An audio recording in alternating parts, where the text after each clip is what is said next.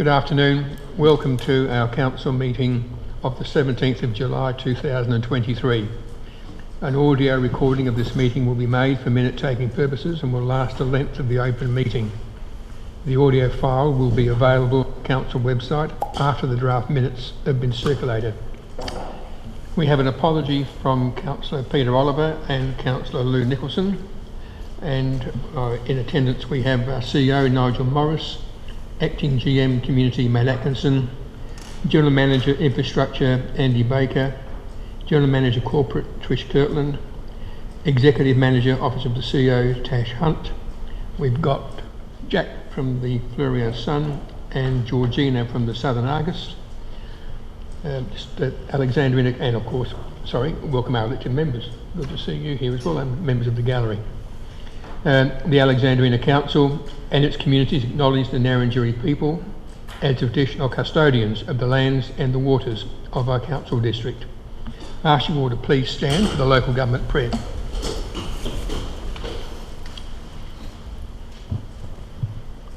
Almighty God, we humbly beseech Thee to grant Thy blessing upon the works of this council.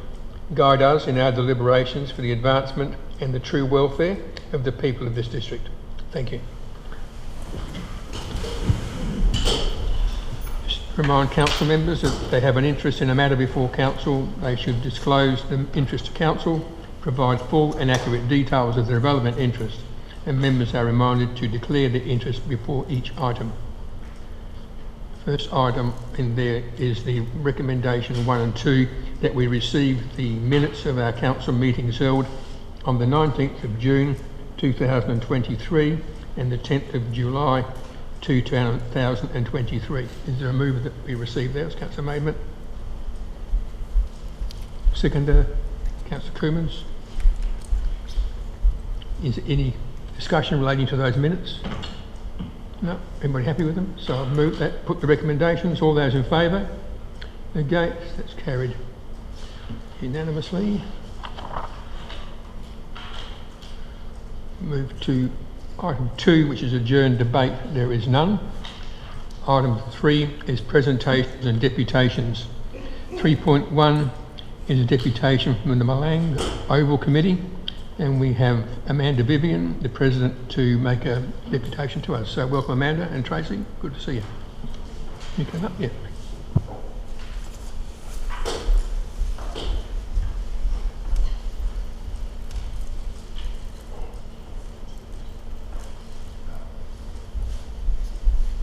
Okay, the first thing I have to do is say that I may need an extra 5 minutes because when I timed this, I think I went 1 minute over my 5-minute allocation.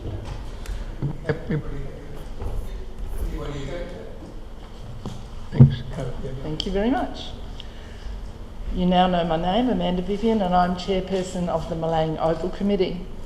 Thank you for the opportunity to speak on behalf of Milang Oval Committee about the renewal of our lease and our subleases. I have been involved with the committee since 1986 as a member of Milang Netball Club, Milang Football Club, and more recently as chairperson as a representative of Milang Football Club. The present committee was eventually formed in 2016 under the direction and with assistance from Alexandrina Council. The committee comprises 2 representatives of each of the 4 groups located at the Milang Oval grounds. Unlike in previous years, since then, these members have worked collaboratively for the benefit of Milang Oval. As this is a shared space, it is extremely important all groups are part of the management committee and decisions made are not detrimental to any one group. All involved agree the format we have used for the past 7 years is best for Milang Oval. The head lease signed by Milang Oval Committee in 2016 was for 7 years. There is then a first right of renewal for the next 7 years and a second right of renewal for the next 7 years, expiring in 2037. Each group signed an under lease with Milang Oval Committee for the same terms. Therefore, Milang District Historical Society agreed to these lease conditions along with the other 3 groups. Letters of intention to renew the under leases this year were received from all groups except Milang District Historical Society. Confirmation was forwarded to Council. The Milang Oval Committee had no notice of the intention of Milang District Historical Society to pursue a separate lease until after the date requested for reply by Alexandrina Council. I finally managed to contact Milang District Historical Society representative who advised this group would be pursuing a separate lease. You could have literally knocked me over with a feather. I had no idea. This matter was not brought for discussion to any of our meetings. I then asked for this in writing and received such as tabled in your meeting minutes. At the general meeting of Milang Oval Committee on May 15th, of which 3 of the members have a strong affiliation with the Milang District Historical Society, it was agreed unanimously to renew the lease with Council. You've been given a copy of the minutes of the meeting, and I reiterate Part C of the motion. Milang Oval Committee does not wish to change the lease area or conditions, and as such does not support the request from Milang and District Historical Society for a lease directly with Alexandrina Council. I've spent much time trying to sort this out. I have managed to speak briefly with the President of the Milang and District Historical Society on one occasion. I was advised there was no issue with Milang Oval Committee and we will get along. When I pressed for a real reason, I was advised a separate lease would mean Milang and District Historical Society could apply for and be more successful in getting grants for improvement of the museum. After reading the letters to Council in the agenda tonight for today's meeting, I have more understanding of the reasons. I dispute some of these representations. Milang Oval Committee has written letters of support for every project submitted by Milang and District Historical Society. Unfortunately, few of these projects have come to fruition. Milang Oval Committee has always supported improvements subject to full disclosure and Council approval. In an effort to get projects started and completed, Milang Oval Committee has asked Milang and District Historical Society to choose one project and see it to completion before starting another. To date, Milang and District Historical Society is yet to advise which project is the project.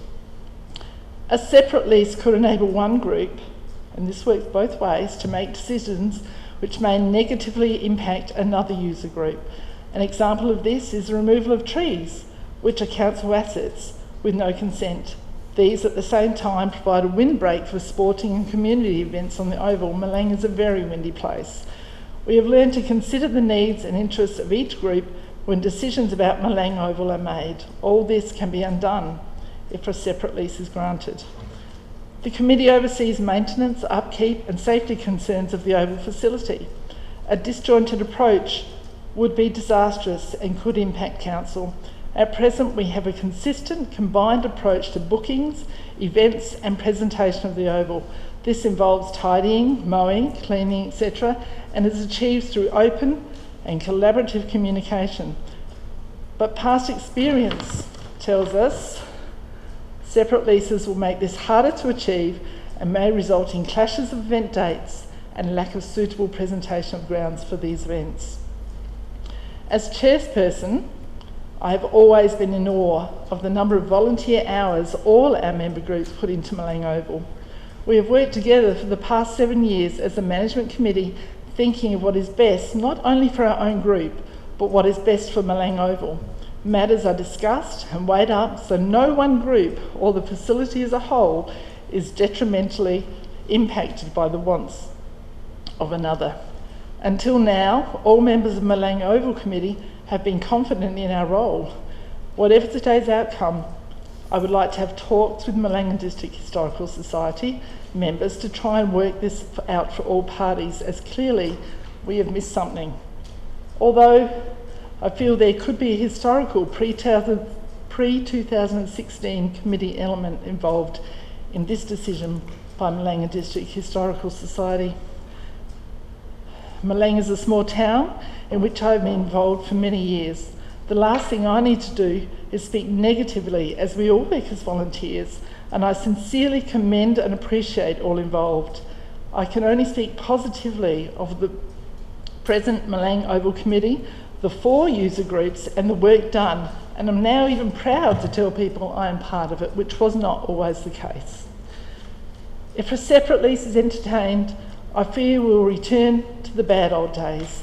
A number of elements were removed from the pre-2016 committee when this committee was formed, and we have worked honestly, collaboratively, and most importantly, respectfully for the last 7 years.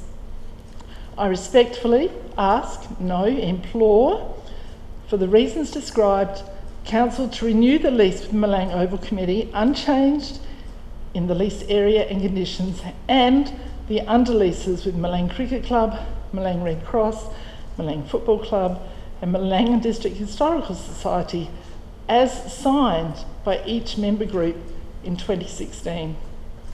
Thank you. That'll do. Thanks, Amanda. Any questions? Anybody got any questions?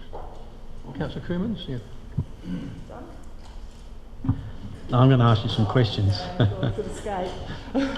Thank you. Look, thank you for that presentation. And I know it's not always easy, but you did okay.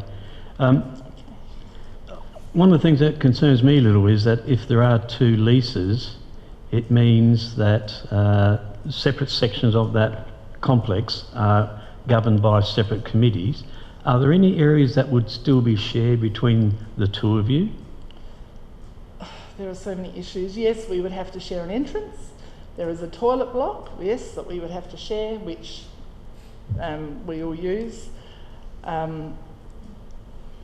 That's the road in, that's about it. That's, yeah. Okay. And I don't know whether, when I asked what was the consideration with this, there wasn't an answer. So that's, if this is entertained, then that's up to council to sort out the lease area.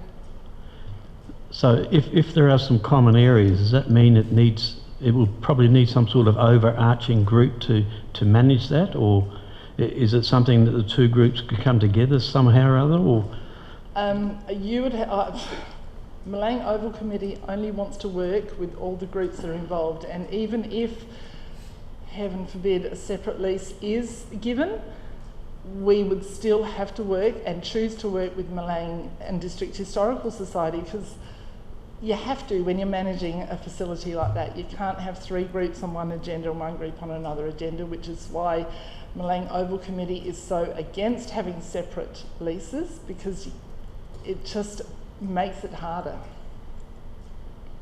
And just a final one, if I could. You reflected on the bad old days. The things that you're mentioning now, these are sorts of issues you had prior to the original seven-year lease. I don't want to dwell on that, because it was a time when there was a lot of disrespect, and not necessarily from one group to another, just at the meetings. We have, and I will admit that when Alexandrina Council wanted to get involved and told us we had to have leases, I wasn't that happy. In retrospect, it was the best thing we could have ever done. Having one head lease and subleases beneath forced our committee, or most of us are new members, to get along, get together, and I believe we have done so successfully for the last 7 years. Very much so. Which wasn't always the case. Councillor Scott. Thank you for your presentation. I was keen to hear it, but I'm just quickly trying to find the map. Do you accept, though, that when you look at the four user groups there, one is obviously with Red Cross meeting and some retail. The other two are sports groups, that one plays in the summer, one plays in the winter. But the Historic Society, completely different setup altogether, running all year round. I'm just a little intrigued. If there were two leases, which are very clearly defined, there's no crossover, as I see it, or very little crossover. It's not like you have to go right across to the other side all the time. Very clearly defined. The map shows this, but I'm trying to dig it up now. Do you feel that if there were two leases, how would that affect the cooperative ongoing arrangements at the ground. If it's been made reasonably clear that there's an advantage for one to have a separate lease so that they can, it's perceived that they'll have more chance with grants, so therefore that's good for Milang as a whole. Just because they've got a separate lease, that doesn't preclude them all from working together, does it? I mean, why wouldn't they just still, the lease is just a technical part, why couldn't they work together, you all work together and still as a local, 4 local groups that are all doing an amazing job? My experience tells me that the lease is just a technical part, but in this instance, it is an integral, important part of the running of Milang Oval. My last words were, in my presentation, that we have worked respectfully, collaboratively for the past 7 years, and that was not always the case. Having one lease and 4 member groups, of which all 4 groups signed the lease for 7 years and another 7 years and another 7 years. If it's only a piece of paper and only a contract, why does it need to change? It works the way it is. It hasn't worked before with and I sound like I'm picking on the Historical Society. I'm not, because there were other member groups. There's a football club involved in this as well. So we have to make sure that our member groups all come together at meetings, all work together to make sure things work well at Milang Oval. And that is my experience. And I have been through some pretty hard years with this committee, and I believe by making a separate lease, we run the risk of it being undone. And you're right, it is only a line on a piece of paper. Yeah. If it's only a line on a piece of paper, why do we need to have it there? Yeah, but if one group is perceiving that they're disadvantaged, why wouldn't we try to do something that advantages everybody? And I can't see the disadvantage for the rest of the Oval, but there seems to be an advantage for the Historic Society. If it's a disadvantage to the Historical Society to be a part of our committee, why don't we know about it? Why hasn't it come to our meetings, which are held all the time? And that's where I put in my report. There seems to be a pre-2016 element, which when nobody brought anything to committee meetings, and it just happened. This meeting is run so well here today. Everybody knows everything that is happening. Pre-2016, we didn't know about that. And until we were given notice, because I called someone to say, we're going to go for a separate lease, that was the first time that we haven't had cooperation and collaboration and confirmation of that our process isn't working. It does work if we all do the right thing. Milang Oval Committee has supported every project. No, I'm not going to bring the letters, everything, but we have now asked, and I think the bugbear is we have now asked that to make a project, see it start through to finish, and we will support you, we will help you do it. We will write grant applications, we'll do everything that's needed to make it happen. And you said it's a line on a piece of paper, doesn't need to be there. We can work together, we have worked together, and we should. Name one other, I don't know many other Oval management committees that have separate leases for separate groups, and there's a reason for that. Strathalbyn Oval Committee, it's one lease run by a management committee. Why do we have to be different? Why can't we be a good management committee like we have been for the last 7 years? Any further questions? So thanks very much, Amanda. Thanks for your time. So 3.2 is the Milang and District Historical Society. Representatives from that society would also like to make a deputation regarding that lease. Who's coming up to speak? Yep.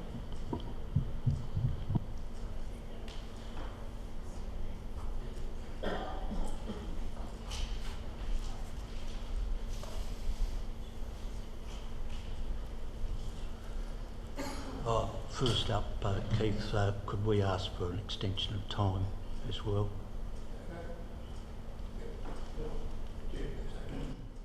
Right. Right, is that better?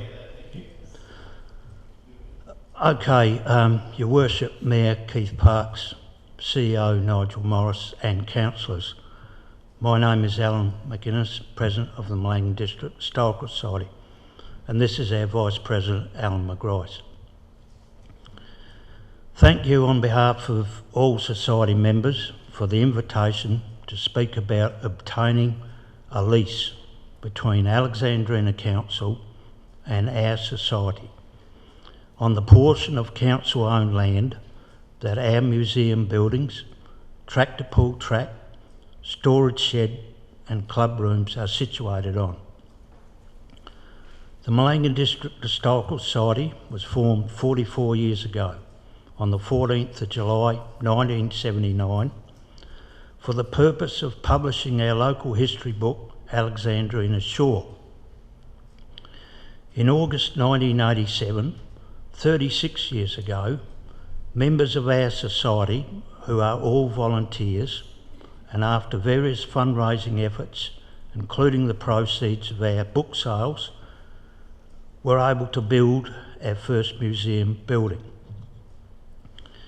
We now have 3 large museum buildings, a tractor pull track, a storage shed and club rooms. We have spent considerable time, effort and expense on our club rooms, which we have occupied for more than 20 years. The Lakeside Men's Shed and the South Australian Firefighting Vehicles and Equipment Museum are registered under our Historical Society. The Men's Shed provides a weekly free barbecue every Thursday at midday for anyone that would like to call in and have a chat. The Fire Museum at present houses 15 vehicles with another 6 stored elsewhere. Our members are excited about the future expansion of the Fire Museum. We are currently undergoing renovations in our first building, with over $57,000 being spent on concrete flooring and lining the walls. An Alexandrina Council grant of $3,000 has enabled us to employ local artist Chad Spencer to do a mural inside our first museum building. All our members voted unanimously at our Historical Society to have our own lease with council rather than a sublease with licence areas under the Oval Controlling Committee. We are in a unique situation and cannot be compared to other ovals in the council area. Only one other oval at Port Elliot has a museum on their grounds.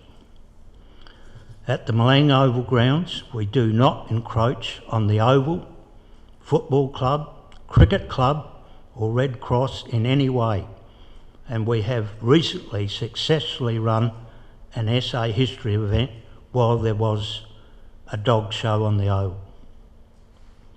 Our Historical Society is the most active group on the Milang Oval grounds. We run the tractor pull event with our sled at Milang's Yesterday Power Rally each year. The Milang Vintage Machinery Club, who organises the rally, uses our club rooms for their monthly meeting, as do the Oval Committee.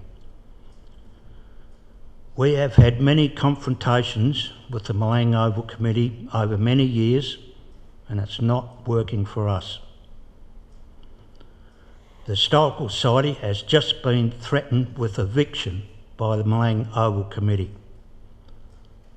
Intimidation is not good for the morale of our volunteers. 7 years ago, we were told by council that we could have our own lease, but at the last minute, things changed. And we were told that we would not be getting our own lease. We would be getting a sublease with licence areas under the Milang Oval Committee. When I questioned this and said that what will happen if we don't sign, the reply from council was that we would be removed from the grounds. We would like our own lease with Alexandrina Council to give our historical society the long-term security that it deserves, with easier, quicker access when applying for grants, without time delays with the Oval Committee, which there has been. The same as the Railway Museum. They have their own lease direct from Council. We do not plan to fence off between buildings, which enables the public to walk freely between our buildings, as they have always done. We have broad community support from the Milang District Community Association, the Milang Railway Museum and the Milang Vintage Machinery Club, and many individuals. So why wouldn't we want our own lease after 36 years? Thank you. Thanks, Alan. Any questions of Alan? Councillor Gardner? Alan, Amanda talked about maybe trees being removed illegally. Do you know, is this something that No, I you were can thinking about? categorically deny that. Trees have been removed from time to time with permission of the Milang Oval Committee. So that, I categorically deny that. Any? Councillor Coomans? Yeah, thanks for your presentation, Alan, and I'm sorry I didn't get back to you today. Mondays are a rather difficult day. I'm just wondering, the buildings that you occupy at the moment, do you own, or do they belong to the Oval Complex, or? Well, I guess it's on council-owned land, technically council own them, but I guess the best way to answer your question is we funded those buildings. They were erected by volunteer labour, so we class them as our own buildings. But it's a bit worrying when you look at some of the items in the sublease. We're inclined to think that some people on the Oval Committee think that they might own them. Yeah, can I ask a few more, Mayor Parkes, please? So if you own them, that means if you did walk out, it would revert to probably to council. But while you've got them, they're yours to maintain and utilise for what you want. I'm sorry, I can't really get across this all that well. Yep. Because you had a unanimous decision within your own committee that you wanted to have your own lease. We did. Yet there was a meeting last year, and I was looking through the minutes of the Oval Committee, Yes. and they unanimously decided that they would have one lease, and one of your members was actually at that meeting, so voted in the affirmative as well. So what's changed over the last 12 months? And I get a bit annoyed when people say we've been accused, we might be evicted or we've been intimidated. Well, that's a You've fair got me question, on that one, Bill, but I'm not going to stoop too low, but Amanda did mention that we had a conversation, and I'll go back further than that. Our representatives from the Historical Society, and we have two on the Oval Committee. One of those, I believe the Oval Committee meeting was on the 15th of May this year. And one of our reps reported back to us that they had been threatened with eviction. So maybe that's why they changed their vote at that meeting. And then subsequent to that, when Amanda and I had a conversation out at the museum on Wednesday the 14th of June, nearly a month later, I was also threatened with eviction from the grounds. And also the statement was made that if we pursued our own lease, we would not have access to the toilets like we do now. So that is the truth. I don't want to dramatise it too much, but there might be a Bible around here somewhere, and I'm quite prepared to swear on a Bible that that is the truth. And do you think this does any good for our morale and the broader community? I think there's a good case for us having our own lease. So So sorry, Mayor, you mentioned the toilets. Is that something that's shared by all the clubs that utilise that precinct? That's correct, yeah. So when you have your own lease, how do you accommodate the toilet? Because all those groups will be still using it. Well, we would hope that council would arrange for us to still have access to those toilets. And do the groups clean them, or is the council that cleans them? No, the Oval Committee clean them. Any further questions? Yeah. Councillor Scott, a question? Yes, just some clarification if I may. I've got the map in front of me and the red line runs between two buildings. Now I imagine that the building on your side of the line is the one that you serve food on the power rally day. Correct, the club. And then just behind it, is that where the toilets are? Is it just adjacent, probably only 20 or 30 metres away? There's another building, but it's on the other side of the red line. Yeah, there's two buildings on the other side of the red line. The closest one is a unused, well, a storage shed, houses the tractor to mow the oval. And further down, there's a Besser block, toilet block, closer to the tree line. Oh, I see, yes, right, sorry, I missed that. And then you go on round to what you'd call the club rooms.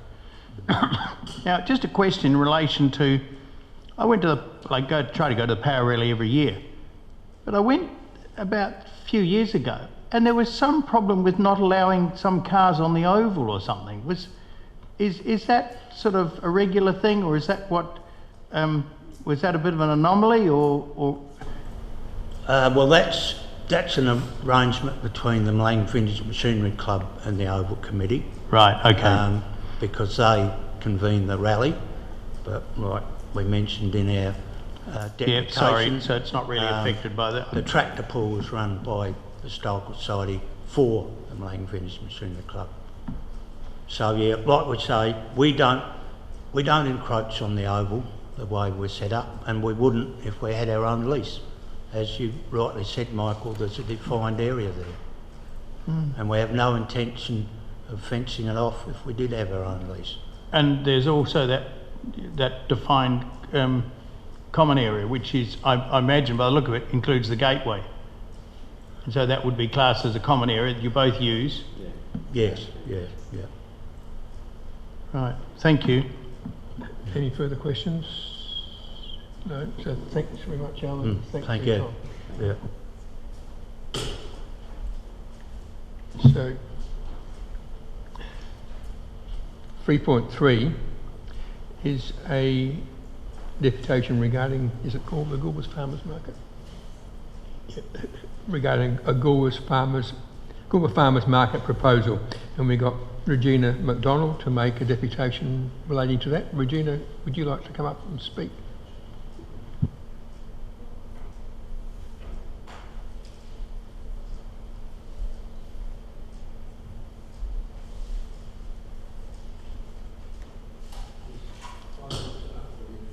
Maybe a little bit longer, please.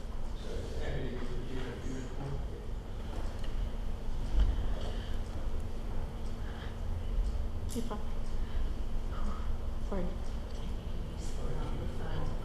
Up there? Yep.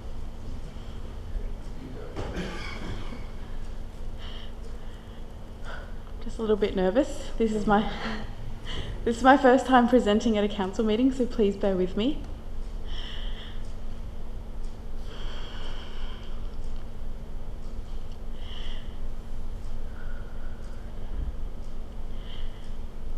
So my name is Regina and I am a proud resident of the Fleurieu Peninsula. Back in 2017, I felt a huge urge and passion to produce a book that showcased the food and faces of the Fleurieu. I self-published this book and self-funded it through a crowdfunding campaign. In 2017, it went to print and it was printed in Adelaide as well. Showcasing 80 producers from the Fleurieu Peninsula, starting from Port Noarlunga and working from Port Noarlunga to the Coorong. I'll just show you, do I just press this one? That one? the top. Oh. Sorry.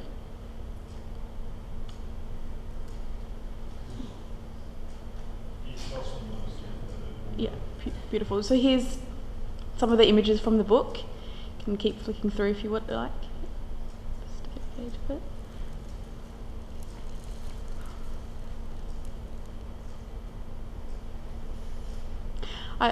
During this time, I also was a part of the Fleurieu Future Leaders program, which I thoroughly enjoyed. And then 2 years ago, my family and I had the opportunity to move to Goolwa, which we've lived here for 2 years now. My husband works for a local building company and I'm a stay-at-home mum.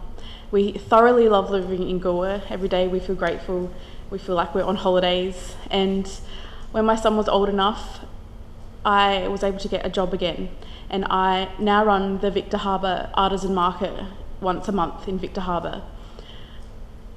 Here's some photos. If you can please stop there. So I'm able to do this on the weekends, and it's a great opportunity. It's a love project. By the time my wage comes from stallholder fees, so by the time I've put lots of time and effort in, it's a love project, and I've thoroughly enjoyed the market. I love being a part of the community. I love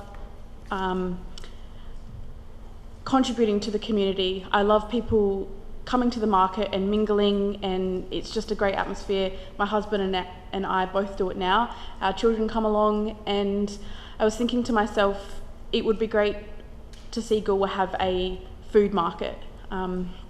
I do attend the Chitterslow market, and that's fantastic, but just a food market that is solely dedicated to food producers, showcase not just from Goolwa but from the Fleurieu as a whole. I was thinking of a place where we could host this, and after speaking with Bombora and the Goolwa Aquatic Club, we thought it would be nice to activate the area near Bombora and this space here, opposed to being down near the wharf. We thought this would be a good place because we've got car parking, the big car park, and right next door, as you saw on the previous slide, the children's playground. And there's the stretch of grass, if you can go the one, is there one before or one after? Yeah, just this one here, this stretch of grass here. We thought it's a beautiful grass area that, it has enough space to hold some stalls. So that is what I'm proposing for a Goolwa food market. I do have letters of support from Bombora. They are also a part of my cookbook, and I've spoken to Tanya from the Goolwa Aquatic Club, and they both think it's a great idea. They're happy to support in any way they can, and it's a chance for all of us to work together and activate that area. I was thinking of hosting the market every fortnight on a Saturday, because there's not a market on a Saturday, the markets are held on a Sunday. And I was trying to create something similar to the Wollonga Farmers Market when it was held in the town square. And when I lived down that way, I would go on a Saturday morning, I would go to the green room and have breakfast, which is what people could do at Bombora, have coffee, breakfast, then go and do their food shop. Their children can play, whatever's happening on the river, there's always something to look at there, and it's just a nice community event that people can look forward to, and more importantly, support the food producers and small businesses like that to get your bread and your cheeses and olive oil and fresh produce and what have you, cakes, artisan cakes. And I think with my network and from speaking about it within the market community already, there is quite a few locals that are on board and are happy to be involved to see how it goes. I was thinking 5 or 10 or 15 stalls to start off with, depending on how many people would like to be involved. My proposal, I asked that the Alexandrina Council consider this idea, and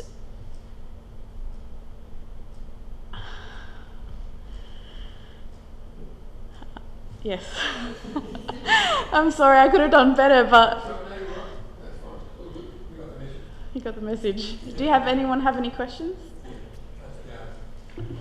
This is really lovely and quite exciting because, like you say, we don't have anything on a Saturday.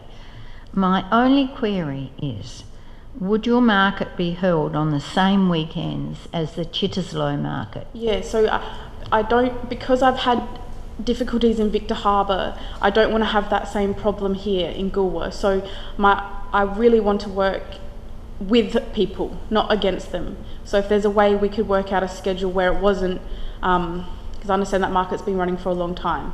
So if there was a way that I'm open to your suggestions on how we could make it work, where it wouldn't be on the same weekend or, yeah. And I've also had the program given to me from Graham at the Goolwa Aquatic Club, and there's some times there that they thought it might be a good weekend to host when they've got an event on. Another thing that I was going to say is my husband and I have sat in that space and it does tend to get windy. So I was thinking, and it doesn't have power, which I was told.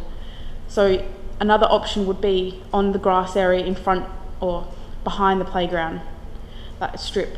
There's the path and then there's a grass area near the tree. That could be a better spot to have it, just to protect the stalls from the wind. So I'm open to hearing suggestions on where best in that area would be suitable for us to host a market. Because there's toilets there as well, car parking, the playground, and just something different to activate that space. Any further questions? Thanks, Regina. Thank you very Well much. done. Thanks. Good presentation. Thanks very much. And a good idea. That finishes our deputations. If we, to save people sitting there through lots of stuff, if we leave the meeting chamber, if we move to 8.1, page 80, and start doing those motions. Anybody against? No. So we move to 8.1, which is on page 80.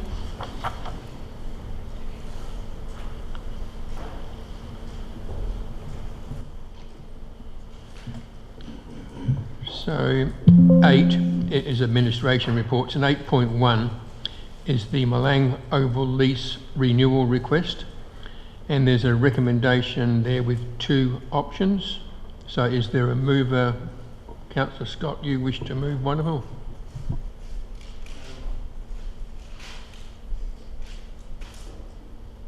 Yes. Sorry,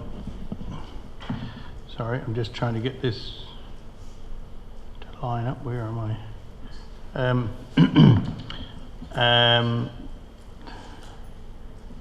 I would move that we grant a separate lease to the Historic Society. So, I'm quickly trying to read this. I think we go 1, 2, 3, 4 is what's required. Is that right? And I'd like to speak to it straight away, if I may. Go ahead. I've got a huge respect for Milang and what the people do down there, all of them.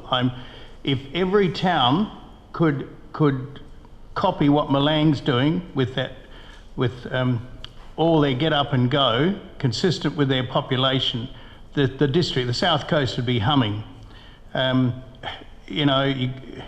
the butter factory, the railway, the Oval itself, and the Historic Society, and the Vintage Machinery Group, and so it goes on. For a little town, they punch way above their weight, and I think I think they do a fantastic job, and I love going down there.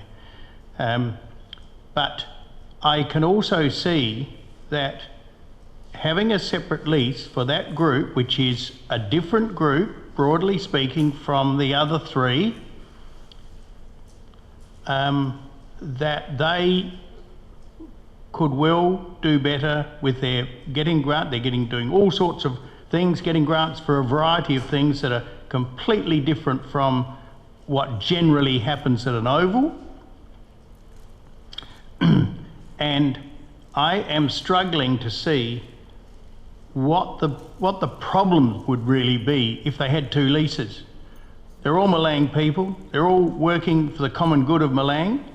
Just they've got different things. I've seen other groups like that, oval sort of situations where, well, cricket aren't interested in the winter time. They're a summer sport. Football's a winter sport. And I know Port Elliot Oval, they just go their separate ways at the opposite ends of the year. And so I think that this group is a unique group, and I respect the fact they haven't just jumped out of bed one day and switched the light bulb on. They've been talking about it for 7 years, or longer than 7 years. So there's no sort of last quick rush of blood to the brain. It's all been a long-term strategy to improve their lot. And if it improves their lot, and I trust that they will presumably still work in cooperatively with the Oval, with the other three groups, so that you don't have unnecessary clashes. I mean, in all fairness, it's not the Adelaide Oval.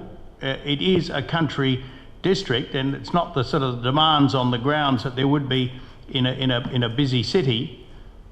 Surely, with separate leases, that shouldn't preclude some discussion about how when you hold events and working in together. I'm afraid I struggle to see the negatives, and I can understand the positives. And I have seen another organisation that was a bit off type with the rest in those committees, and it hasn't done particularly well. And so therefore I am moving this to give them the opportunity of thriving, and I can only trust that they will continue to have a respectful and cooperative relationship with the Oval when they need to, and that there is a collegiate approach to sharing areas if they need to. I mean, if it's a really, really hot day down there, which we're probably going to get this summer, it would be ludicrous if people at the Oval couldn't go under the trees that are in the leased area by the Historic Society. Of course you'd just share it. So I'm happy and confident in moving this for the betterment of what is a thriving organisation, and including the men's shed and that sort of thing. They're doing it a lot. So I have pleasure in moving it, Your Worship. Do we have a seconder? Councillor Gardner. Is there any discussion? Question, yeah. Under part 4, if everything goes out to consultation, there's overwhelming response that the rest of the community doesn't agree with too, what then happens?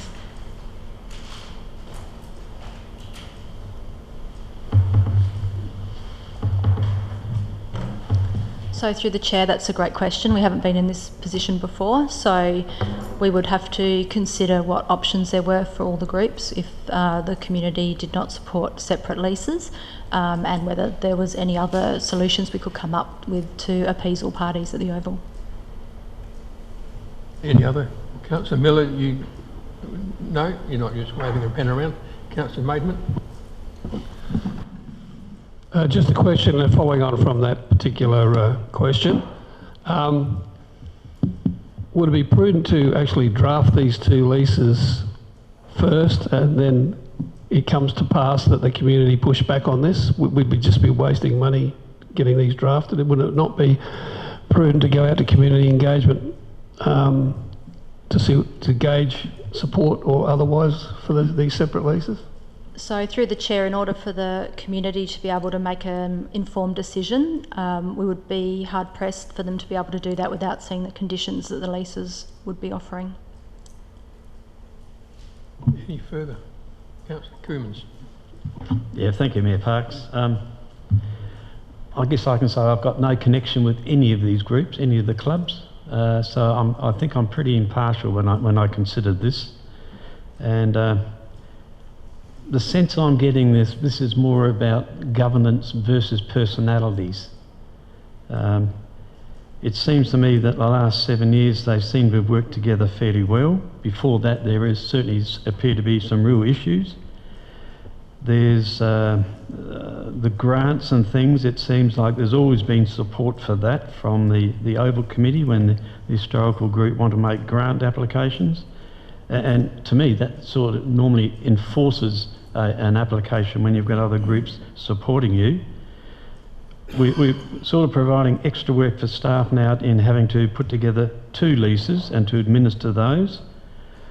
There are some common properties like we talked about the toilets and what have you, so some arrangements have got to be made about how that's managed.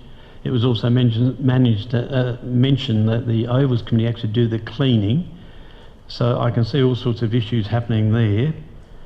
And you know, I guess in my own history I've been involved in so many different sporting groups and organisations and precincts and what have you, and I always find that when the groups can all work together in one management committee on a regular basis, and this happens at Compass, happens at Strath, and many other ovals that I've had involvement in, when they all come together as one governance management style group, things work so much better than trying to get splinter groups looking after their own interests and the other groups not knowing what's going on.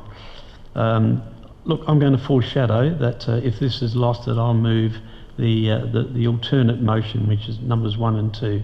But I can't support this. Any further discussion? Councillor Miller. Thank you, Worship. I thank the 2 deputies for their presentations. It was really interesting to hear both sides of this, I guess, unfortunate situation. I'm happy to support this. I think part 4 here is the key bit, and I just want to make sure it's clear that with a further report brought back to Council following the community engagement process with all submissions received will be for a decision then, so we're not making that decision now. And I think it's appropriate that, given where the 2 parties are at, that we don't know what's in the lease. I would imagine there'll be dispute resolution issue, ways to address that, and how bookings are made, and that collaboration. Because I'm sure some things have been working probably really well.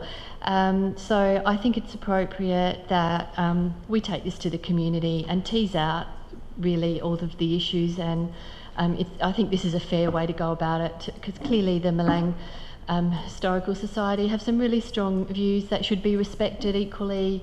The Milang Oval Committee have some strong views, so let's give them not just the time they've had here, but the whole community an opportunity to comment on this. It's really important. We don't want to see the community fractured, so I will support this going to leases being prepared, going to consultation. That's not making a decision.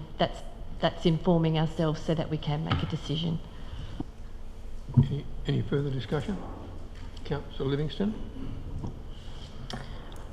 Question first. In the report, it does say that both you, Mayor Parks, and the CEO met with the groups. Do you think that the organisations, their relationship is repairable at this stage?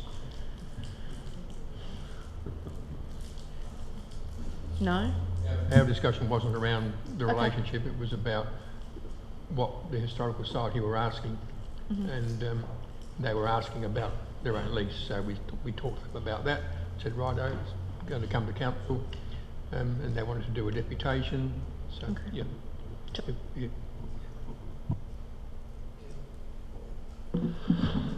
So, like Councillor Miller, I think that community engagement will win out here, and so if we get to that particular point where we leave it up to the community to and the engagement process to come, so that we can deliberate on a further report, I think that's probably the best way forward.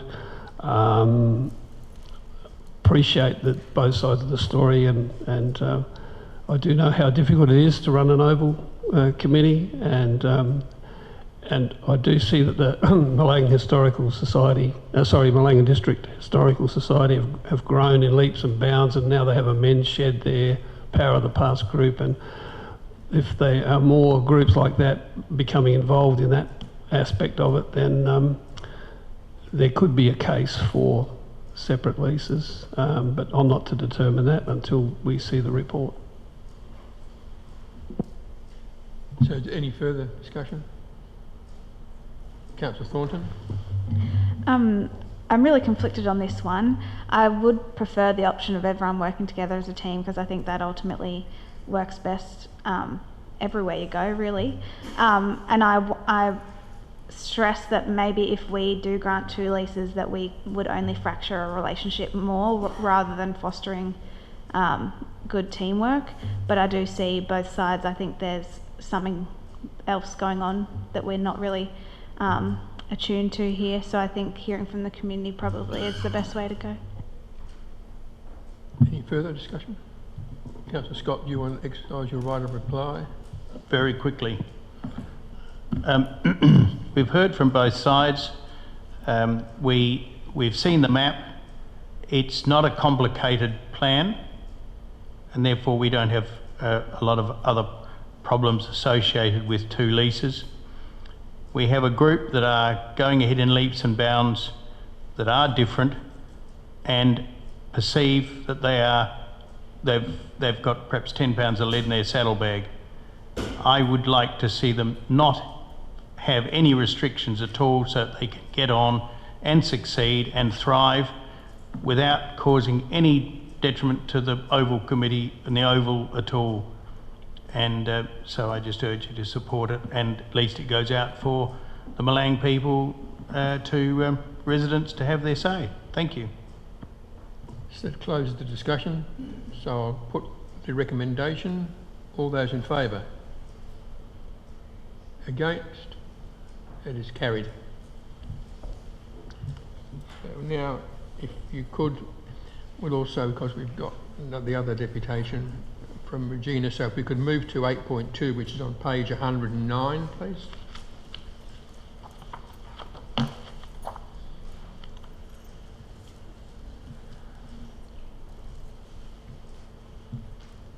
So 8.2 is the food market licence proposal on Barrows Road, Goolwa. The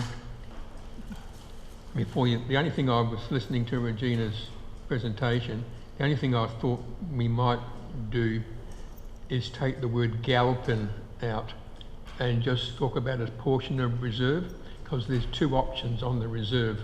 So to name one limits it to one, where if we have the option of Galpin Reserve or the reserve on the other side of the playground, which is probably a better site, to be honest with you, it leaves it more flexible for administration to work with them.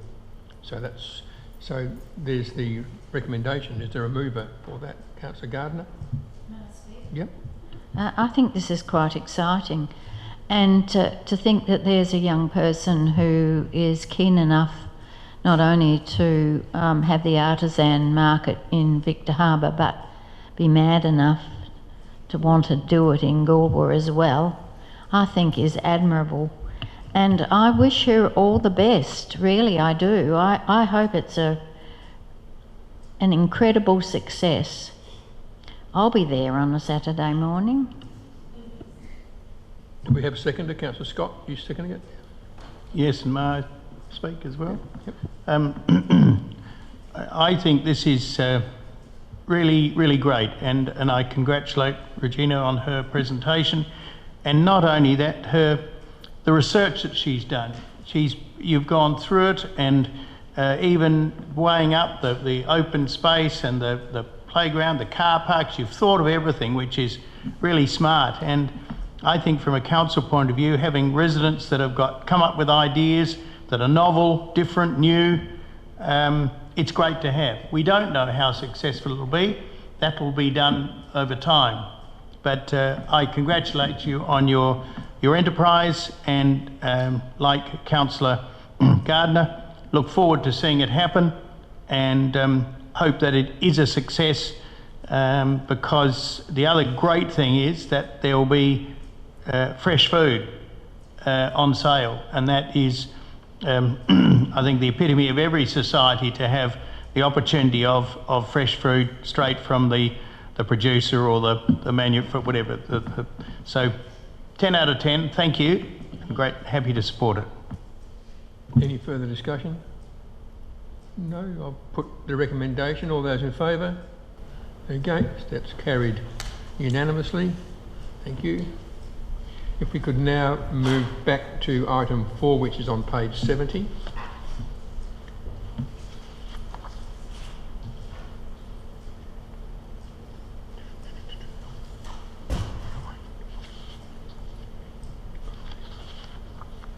Found it. Getting there.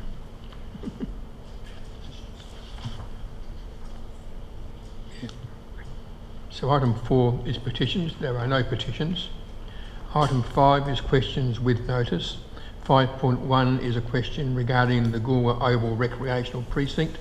The answers to that are in the agenda. Question 6. Item 6, is questions without notice. Are there any questions without notice? Councillor Miller?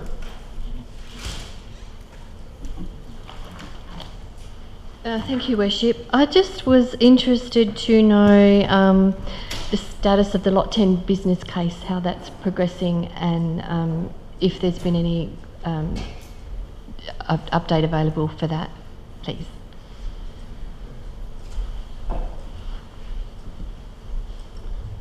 Through the Chair, we're still finalising the procurement process for that business case. It's very close. I'm hoping that we'll be in the next couple of weeks be able to report back who's won that particular tender to do that work, and we'll also report that back to the Lot 10 Steering Group Committee as well to initiate the next steps.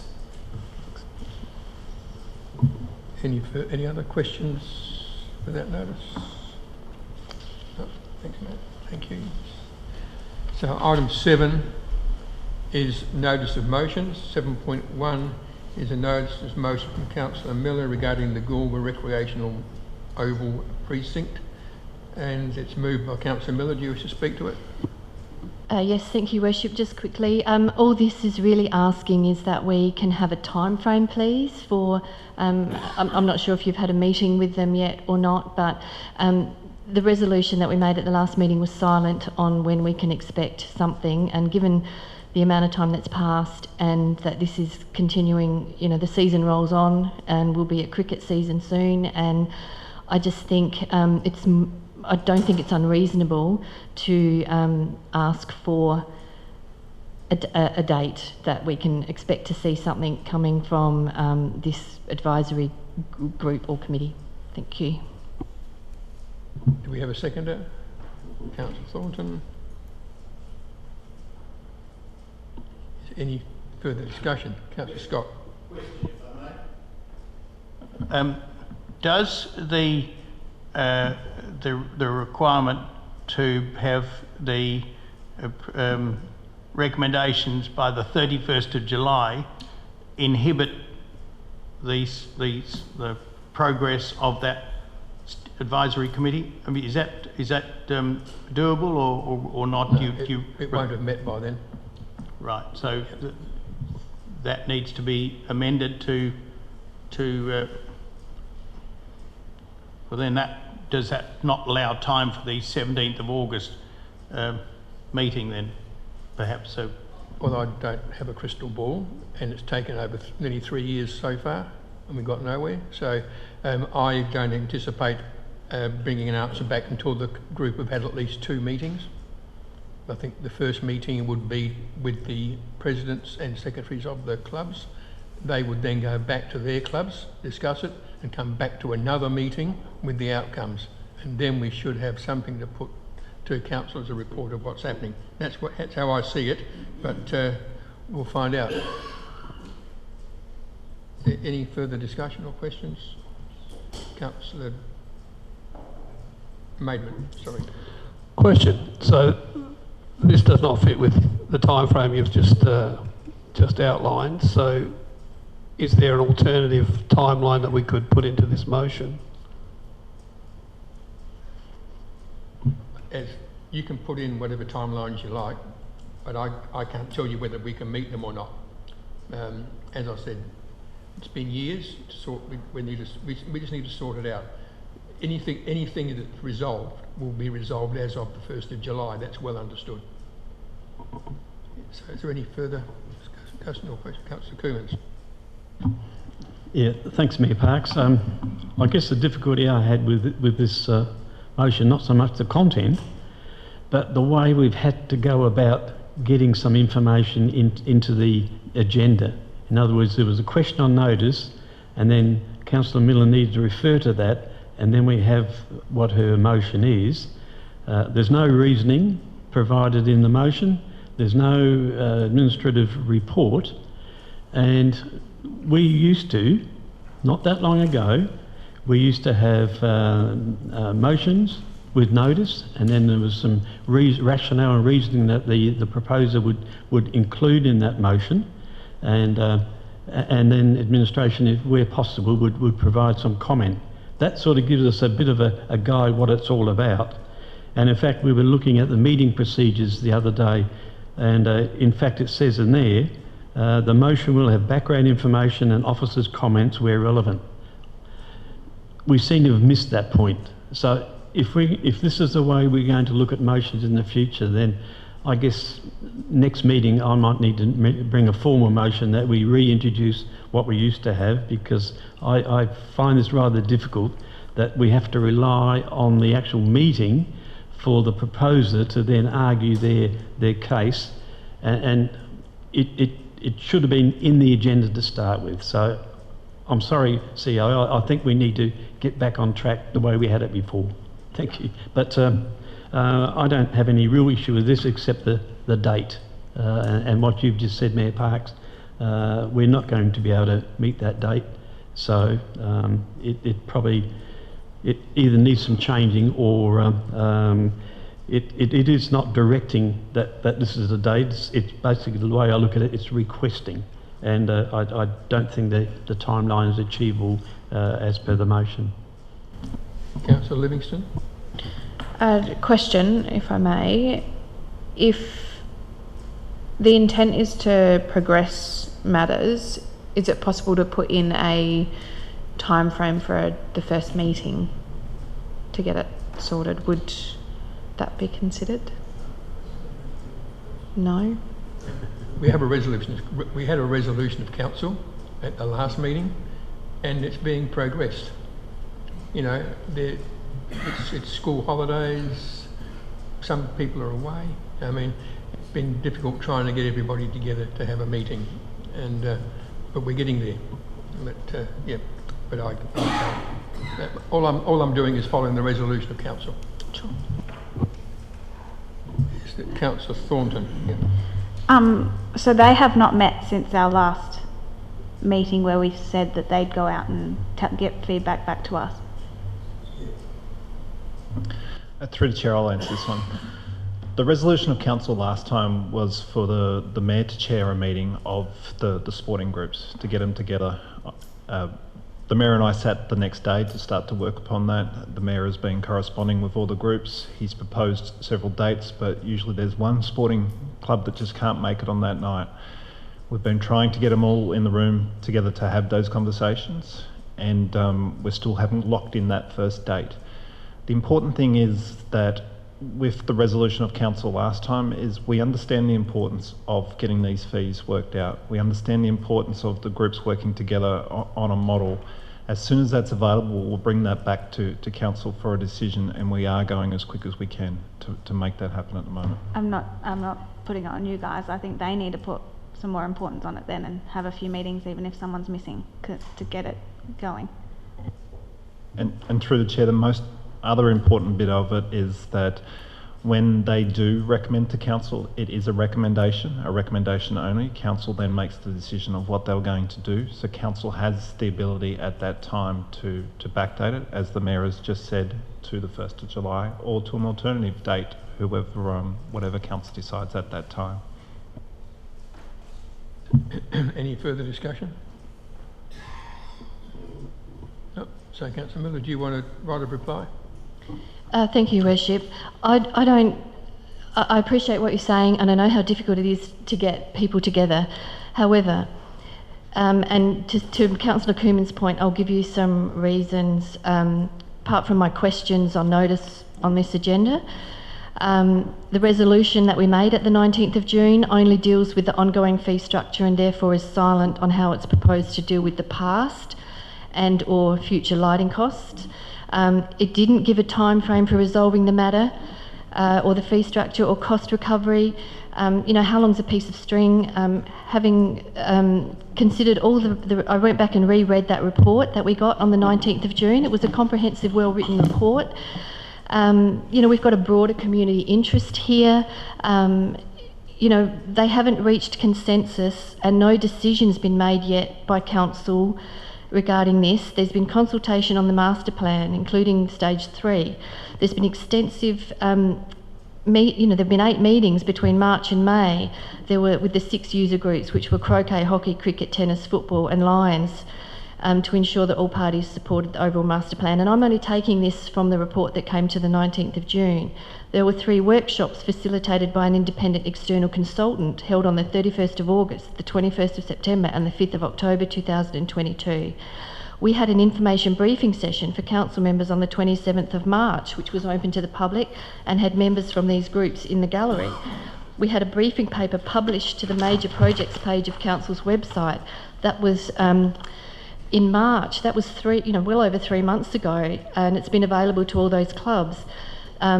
There was a meeting between the CEO and the Mayor on the 11th of April with representatives from the clubs who are now members of this advisory panel.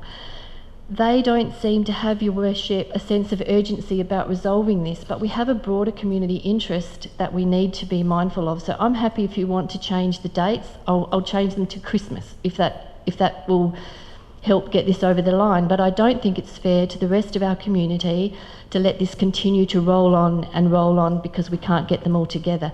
At some point, we have to draw a line in the sand and say, if you can't come together, we'll make a decision. So that's all I'm asking. I'm not having a crack at any of these clubs. I know how difficult it is, but their commitment to council is growing every month that passes is at the point I'm trying to make. So to Councillor Thornton's point, you know, if we don't make them make it a priority, someone's got to make it a priority. And I'm not suggesting that it's not a priority, but I know how hard it is to get people together, but get them all to nominate 6 times and find the one that works and then we go for it, because I think this is really unfair to the rest of the broader community that this continues to go without a time frame. So as soon as possible is not a time frame. If you want 3 months, you can change it to 3 months. I really don't mind. All I'm asking is a date, please.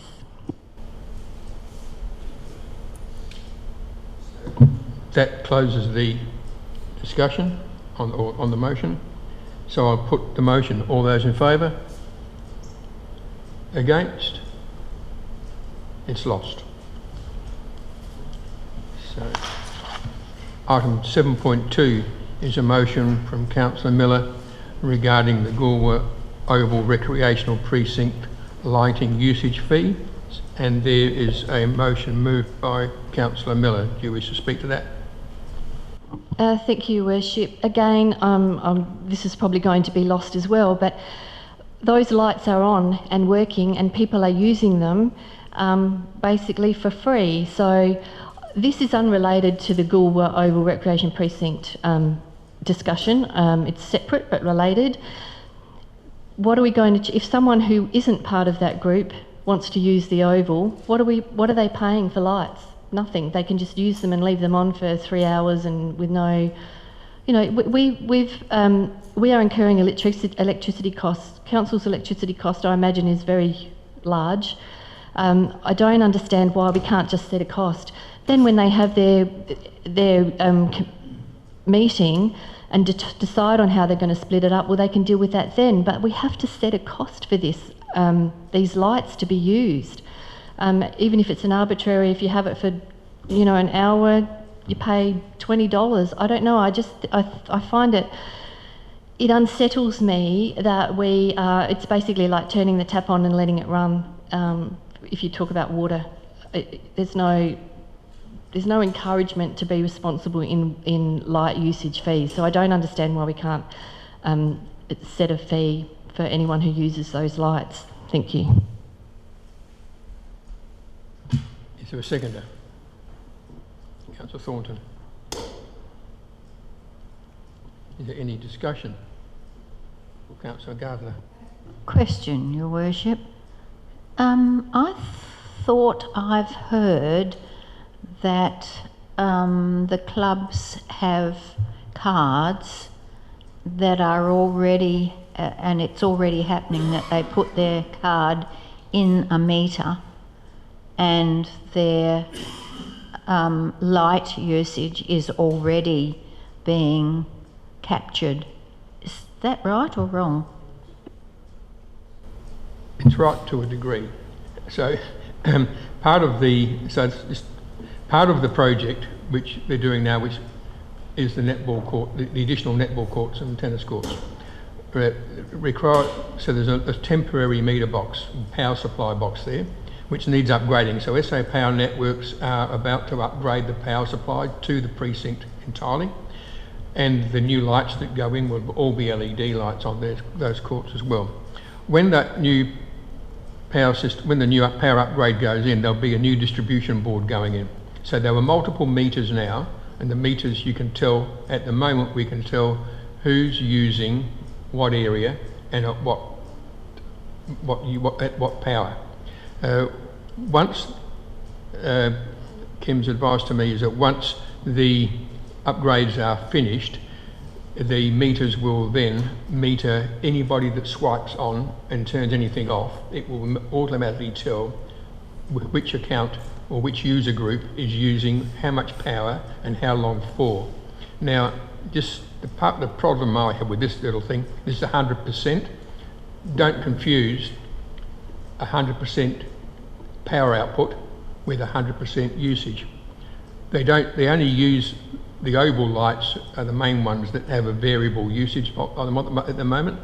They only use 100% for an actual game. There's been one women's game on the oval where they used 100%. Most of the time it's 50% or 25%. On Saturday it was 25%. So the lighting is variable depending on the use of the oval. So that's why the previous in the last meeting you saw there was a 50% and 100% charge rate. That's if you're using the lights, the oval lights at half power. The other lights are just on or off. But that's all, Kim's got it all in hand. It's just SA Power Networks are doing it, and they're able, our finance people are able to work out who's using what power or at what rate and who's got to pay for it. But yeah, that's as far as I know.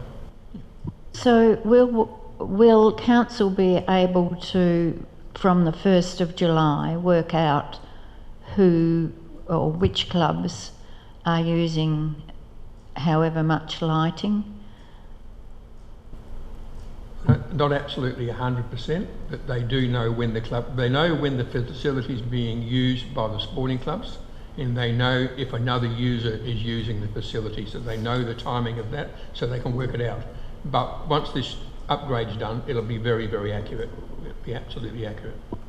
But we can capture it now to a lesser degree.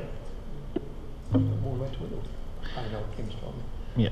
Through the chair, at the moment we're getting meters with a complete electricity bill. What we're going to be presenting to the advisory group over the last year is electricity bill for the whole year, and itemised to show what's come in and at what time, and then as the clubs get together they will work out how they divide it up and they'll put a recommendation to council.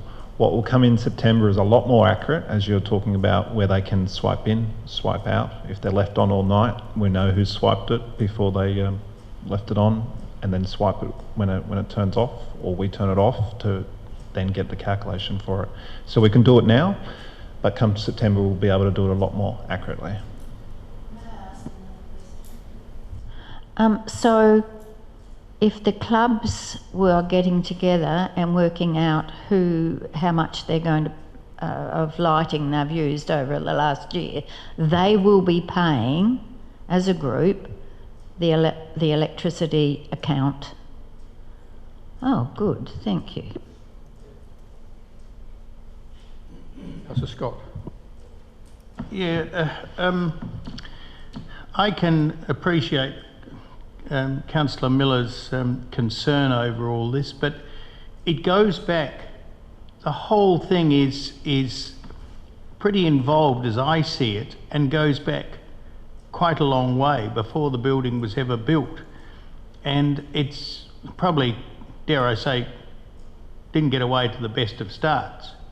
And I'm just wondering whether we should just let the thing sort itself out and let this card system come into play. So we've got the whole thing absolutely to a T, and you're chairing of this advisory, and sort of reconvene when we've got everything firmly in our grasp, and then start sorting about. I just wonder whether this is premature. That's all. But as I can appreciate Councillor Miller raising it, but I'm just wondering whether we should just hold off and let the business resolve itself and get into the groove, you might say, and then we can adjudicate on satisfactorily. Is that a fair comment? Is there any further discussion? Not, do you want to use your right of reply, Councillor Miller? Thank you, Worship. I just have to stress here that I'm not trying to upset any of the clubs or, I completely appreciate the situation that they're in. However, I'm just looking for some indication of when this will be resolved, because, I'm constantly asked about it and I don't really know what to say. So I just think, we're the decision makers at the end of the day. So, I'm expecting this to be lost, but I just want everybody to have some appreciation for, it can't continue to roll on because people can't come together to meet to decide. So I have absolute faith in you, Your Worship, that you will get this resolved, and that they'll come to some sort of arrangement, but it just can't. I really do not want to be having this conversation this time again next year or halfway through the cricket season. I think we just have to try and resolve it in the next 3 months, if anything. So thank you. So that closes the discussion. I will put the motion. All those in favour? Against? That is lost. All I can say is we'll be having a meeting very, very early in August, and nobody wants it resolved and sorted quicker and better than me, I can tell you. So, and we're not going to mess around. And I have discussed this with both the Strathalbyn Football Club people and the Mount Compass Oval Controlling Committee, and explained to them what we're doing, and they were satisfied with the next steps we're taking. So 7.3 is Councillor Sue Miller, Ashbourne Memorial Hall and Oval Driver Remediation 22, 23, 24 budget provision. Do you wish to speak to that? Thank you, Your Worship. And this was a motion on notice that I put because we didn't consider the budget until Monday the 10th, and the date that motions on notice had to be in for this meeting was the 9th. So this was a plan B, I guess, if you like. And I do take on board the advice that was given to me at the budget discussion to bring forward these items for quarterly budget reviews. So this is what I'm asking with this. If you had a look at the draft annual business plan, past, current or future years projects, and you did a Control F to search for the word Ashbourne, it doesn't come up. Ashbourne is the heart of social and cultural activities in Ashbourne. The hall is. It's used for diverse community events, from weddings, school performances, meetings, carnivals, yoga classes, cricket club functions, table tennis competitions, community group meetings, markets, car club visits. That's just a handful of them. What's worth noting is it's the home to the local Australia Post outlet that has 116 post boxes and 15 large parcel boxes. It's visited many times a day with traffic movements in and out. They made a submission to the draft annual business plan. They provided a quote. They're not asking for any labour or anything from council. They're just asking for a small contribution to their project, which they are coordinating and funding themselves. So what I'm asking with this motion is that when we do have the next quarterly budget review, that we will consider this project for the Ashbourne Memorial Hall. So I'm not asking for any money now, I'm just asking that you will please put it on the list and consider it at future budget reviews. Thank you. So do we have a seconder? Councillor Thornton. Any discussion? Councillor Kermans. Look, in principle, I support this, but looking at the motion, it says the quarterly budget reviews be prioritised for a financial contribution. If that was to be changed, and the way the Councillor Miller was talking, it'd be considered, just like every other project that may come out of the woodwork. So it doesn't have any priority over anything else we consider, but it will be there for consideration. But I guess I just got to make a few other comments as well. When we talk about gravel car parks and what have you, I think Tubrang Hall, it's all gravel. Certainly in Mount Compass Hall, all of the car park is all gravel. The Strath Hall, all the driveways, roadways is all gravel. Even the Goolwa Sports Centre, driveways and things are all gravel. So it's not unique that Ashbourne has got a gravel a car park or driveways. In relation to post office boxes, 116 of them, to me that means the federal government should be playing a part in this. There must be some grants and things available because they're responsible for Australia Post, and they really should be making some contributions to this as well. And I look at, in terms of I can look at my own Mount Compass Hall, and you know, that community there is certainly very grateful to the council for the contributions it's received. It's received some assistance with painting the inside, fixing of safety hazards to provide skylights, LED security lighting. But there's one big project that it would dearly love to undertake, and that a retaining wall and sealing of the car park. There's no intention for that to come to council, because council have been very generous in some of the activities there and other projects within the area. I've been discussing this with a local state member for many years to try and get some sort of assistance in getting a grant for that car park, because that car park is used by the school. Parents park their cars there to pick up the kids. People who use the shopping centre, the trucks, park in there. The people with caravans park in there. So the car park is not specifically for the hall. It's used by lots of other groups as well, including those who want to do drag strips on Saturday nights and cause the gravel to be distributed all over the place. So to me, I think we've looked at that in a very fair way. But you know, in terms of what Councillor Miller wants to do, let's consider it. Let's consider anything else that comes up. There could be other things that are very important and urgent, and you know, they have to take priority. So if she's prepared to move, the mover and seconder are prepared to change prioritised to considered, then I'll support it. So are you happy to change it? Yep, happy to change it. Okay. Is there any further discussion? Councillor Maidman. Yes, it is the hub of the Ashbourne community. They do not get looked after to the extent that some of the bigger towns do. For their $46,000 project, if they deliver it themselves, I'm sure that would be a lot of volunteer labour, a lot of begging and borrowing from tradespeople to help with the project. They got smashed with the flood in November the 12th, water running through that car park area and creating gutters through it. And it doesn't say we're contributing the entire amount, it's just we are part funding, if you like, and to be considered is another good step. And thank Councillor Coomans for raising that. And I'm sure that the Ashbourne Memorial Hall could offer us some more information around the project when the time comes, and they will get tremendous value for money, I would suggest. Any further discussion? Councillor Scott. I just wonder, no, I'm sorry, I haven't been out there to have a look, but if they need material, can't we take 2 or 3 truckloads of material out there to help them if they've got an urgent problem there?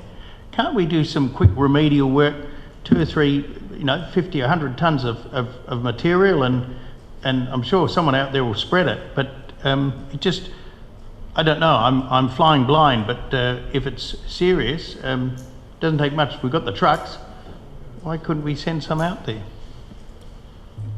Through the Chair, my understanding of this is that the Hall has gone out and got a quote to fix it once and for all, and this is what the $46,000 is towards. It's a little bit more than just dumping some load of material. They really need full-on work to get this fixed. Any further discussion?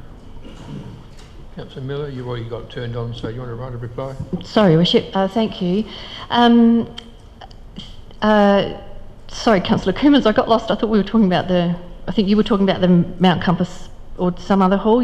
I wasn't aware. Were you talking about Ashbourne? But so, just in closing, out of the 56 townships and villages, Ashbourne is 13th on the list of valuations. I thought that was a brilliant graph that was in the annual business plan document. And again, there are no references that specifically single out Ashbourne, probably because there's not a lot that we can do in Ashbourne beyond drainage or roads or as far as community infrastructure and wellbeing infrastructure goes. And I did during consultation ask that when it came back for endorsement at the 10th of July meeting, it could have some references to the township of Ashbourne in the capital works lists, and but there wasn't anything there. So, I can't blame them really for feeling a little bit overlooked for a number of years. And again, there are only 3 places really that people can gather: the Green Man Inn, the Ashbourne Hall, where the Oval and the tennis courts are, and the CFS, or the Ashbourne campus of the school. So yes, thank you, Councillor Coomans. I'm very happy if this is supported with the word considered. I know there will be other things. I think we're going to have a tough time of it, I think, when we have our budget reviews, given what the rate in the dollar or the percentage increase that we endorsed at our last meeting. So I just hope that you will support that this is just at least considered and we make a decision later on. Thank you. This closes the discussion, so I'll put the motion. All those in favour? Against? It's carried unanimously. 7.4 is a motion from Councillor Miller regarding the 22, 23, 24 quarterly budget review considerations. This is a motion moved by you. Do you wish to speak to it? Yes, thank you. I shall keep this brief too. So again, this was my backup plan because I had to submit these by a certain date. And I again take on the feedback that was given to me during the budget discussion, and that this be considered at quarterly reviews. Just quickly on the basketball request, I hope you've noticed that I have reduced this considerably from what I originally started asking for. Council used to be a party to a joint use agreement with the school for managing this.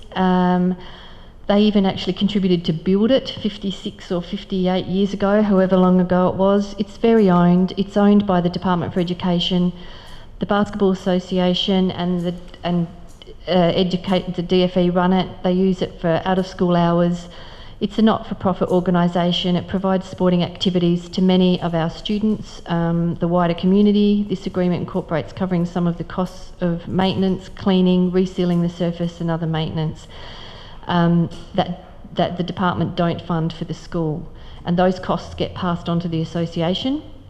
And it's not just about school students using it.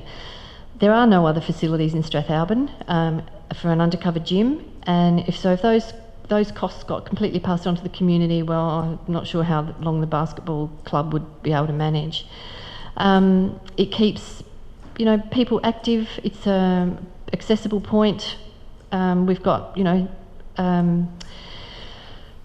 with the strikers, they made a deputation. They have to use portaloos and a shipping container for storage in a tin shed. I've reduced also that amount to try and get some traction with that. And I have been liaising with all of these groups too, by the way. And the walking and cycling trail speaks for itself, I would hope. We've got new communities going up in Strathalbyn, but we can't forget the existing out at Williaroo and those developments that are going on out there. Connection's vital and safety is paramount, and it's a very risky thoroughfare at the moment. So I'm just hoping that we can scope a document to be prepared for any future. And again, this is not asking for a decision. It's just asking that it be considered. I think I've got the word considered in this one when we have quarterly budget reviews. So again, not asking, just please keep it on the radar is what this is asking. Thank you. We have a seconder for that. Councillor Thornton. Councillor Scott, you wish to speak?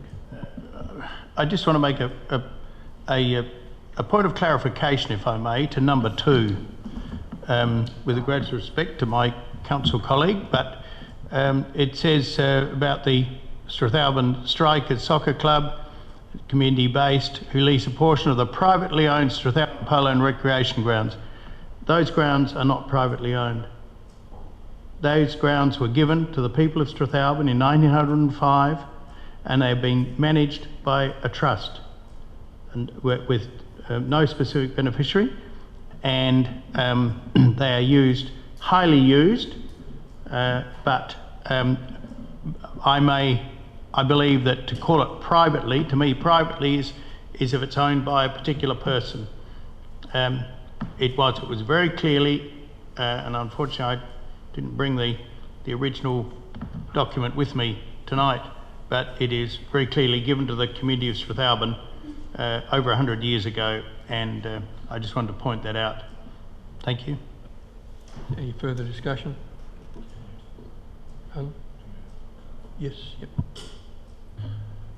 Through the chair, it is still technically right that it's privately owned, but it has trustees against it. When you have a look at the title, it's privately owned. So, but I understand what you're saying as well. But Councillor Melville's motion is still correct. Any further discussion? Do you wish to write a reply on this? Thank you, Worship. I guess what I'm trying to say is that it's not council-owned land. It's held by whether it's a trust or whatever. It's just not. The community doesn't have unfettered access to it, or council doesn't have any control over it. Thank you. Close the discussion. I'll put the motion. All those in favour? Against? That's carried unanimously. 7.5 is a motion from Councillor Scott regarding affordable housing in Port Elliot. It's moved by Councillor Scott. Do you wish to speak to it? Yes, thank you. As you are all probably well aware, I have been very keen to keep the whole business of trying to get some housing happening, bubbling along, but every opportunity, because I again say there have been a myriad of meetings and we still don't have a house, and I have just spent my time not going to the meetings, but hopefully trying to just progress the opportunity of some land. The council owns some land. I have been speaking with the other 2 levels of government, and I'm led to believe that there is money available in spite of the opposition to the major amount federally by one of the parties. There is still some money which I believe has come to the states, and I think strongly believe to be successful we need collaboration between all 3 levels of government, and if we've got the land, then if they come up with the money, then we can start getting things happening. I have for quite a long time felt that this piece of land at the end of Elliot Street, with its own little sort of cul-de-sac, was an ideal piece of land to perhaps to start off with. And so I'm moving that we ask council administration to, as quickly as possible, just check if there are any impediments to that land being used, so that and then go through the due process, because I guess it'll have to go to community consultation, so that we can push on, make use of this money that's available virtually, I believe, any time from now on, if what I'm told is correct, and so we can be really on the front foot. So I just urge you all to support it, please, so that we can really get on with it. I want to catch up with the CEO tonight, just to, I had a discussion with the Minister for Agriculture the other day, South Australian Minister for Agriculture, and she came forward with another suggestion. So I'm not missing out on any opportunities to try and progress this. Thank you. Do we have a seconder? Councillor Coomans? Can I ask a question first, Mayor Parks? Yep. The motion says as soon as practicable. Could we introduce some sort of date in that? And I'm seeking some advice in terms of how long a report would take.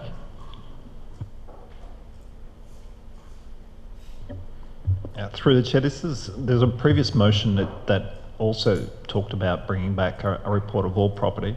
This is something that we can then prioritise based upon that. The reason why we do as soon as practicable is because we are trying to address a lot of priority things in order at the moment, and to put a date on it is often something that we cannot achieve because we've got other stuff going on as well. So I can ask Matt if he wants to put a date on that, or if there's a practical time frame for doing it, but at the same time I can also just continue to assure you that we are continuing to look at these things as soon as practical and getting to them. But we also understand that there's funding out there and that we need to get it back as soon as possible.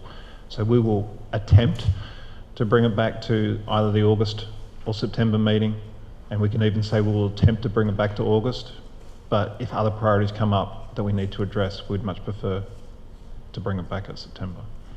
So okay, if you want to make it to...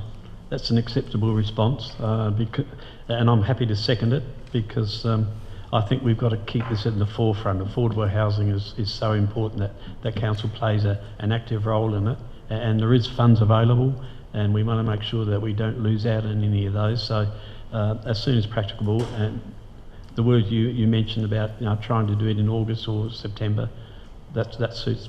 I'm satisfied with that. Is there any further discussion?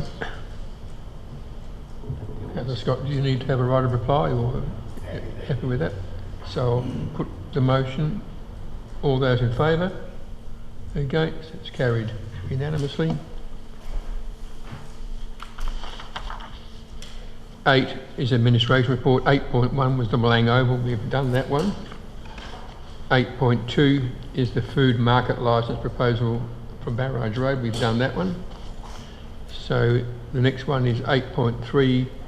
Councillor Maidment. Yes, I'll declare a material conflict of interest with 8.3 and 8.4, and I'll depart the building. Well, not the building, but out the door. Turn your microphone off first.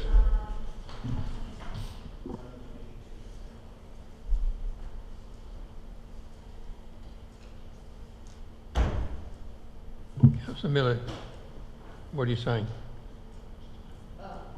You wish to move it? Right. Do you wish to speak to it?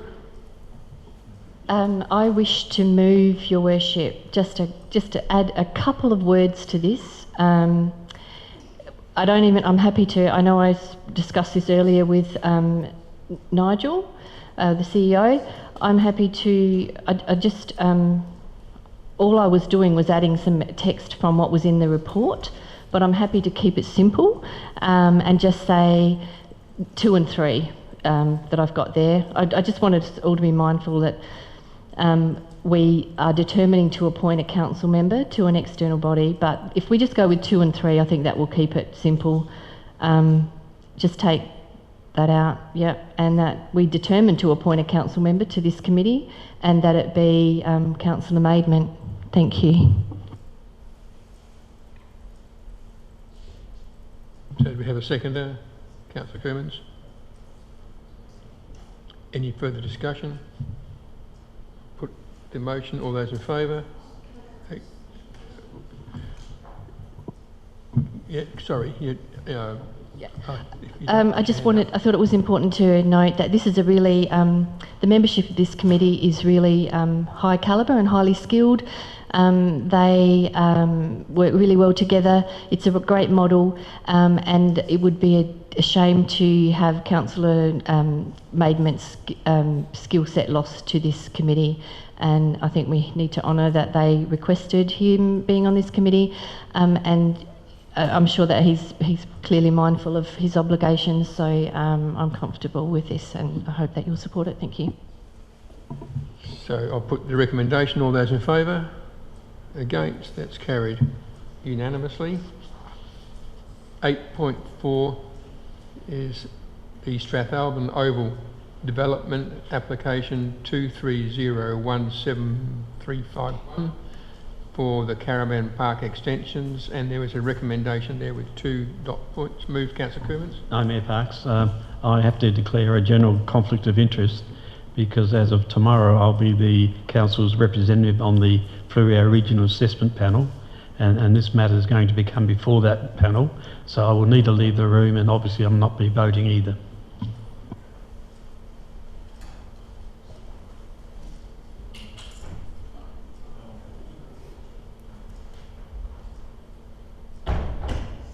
So there's a recommendation with 2 dot points before you. Moved, Councillor Scott. Yes, I'm happy to move that. It seems quite logical for it to be over there. There is, I know the area pretty well, and as long as they're not there during the week of the show, that would be good. But it's a good way of utilising the space for large caravans. So do we have a seconder, Councillor Gardner? Yes, Your Worship. This seems like a sensible way to go, and it's clear that community members impacted by the proposed development will get an opportunity to talk about it. So I'm happy with that. Any further discussion? Councillor Miller. Thank you, Worship. I've received quite a bit of correspondence on this decision, and I'm happy to support it because it will go to public consultation, and I think that is the crucial bit here, that people in the community will get their opportunity by this going to, and as long as that is definitely the case, it is definitely going to the Fleurieu Regional Assessment Panel. I just want to make sure that that is clear, and the community will have a formal method to make their submissions. So yeah, I think it's a process way to go about dealing with this fairly. Thank you. Any further discussion? I'll put the recommendation to you. All those in favour? Against? That's carried unanimously. If we could ask Councillor Kermans and Councillor Maidment to come back, please.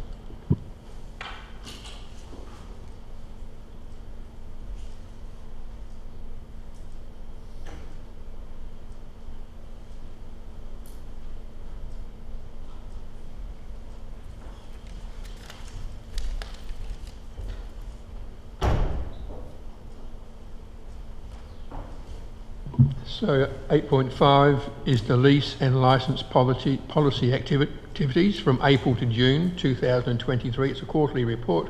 It's a recommendation there that we note the lease and licence policy report. Is there a mover? Councillor Livingston. Seconded, Councillor Maidment. Any discussion? Not, I'll put the recommendation. All those in favour? Against? It's carried unanimously. 8.6 is the affordable housing update. There is a recommendation there with 2 dot points. Is there somebody to move that? Councillor Coomans. Seconder. Councillor Gardner. Any discussion? No. So I'll put the recommendation. All those in favour? Against? It's carried unanimously.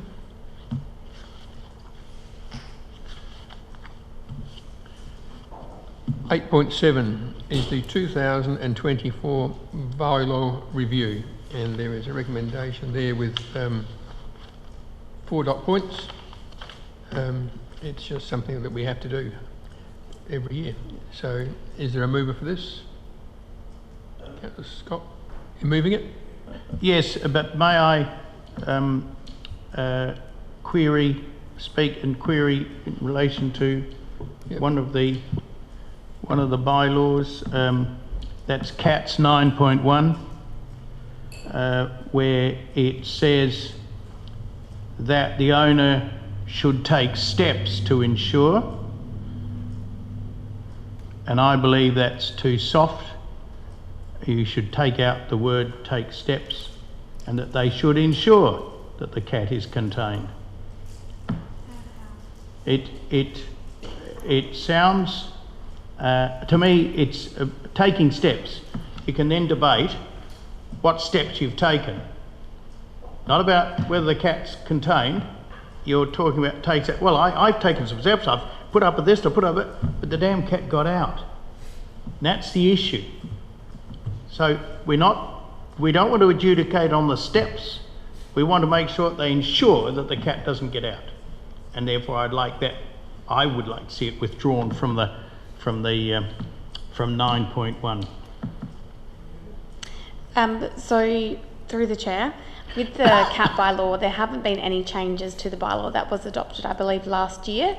The only change to that bylaw is recommended by the Legislative Review Committee that wanted us to use gender neutral language.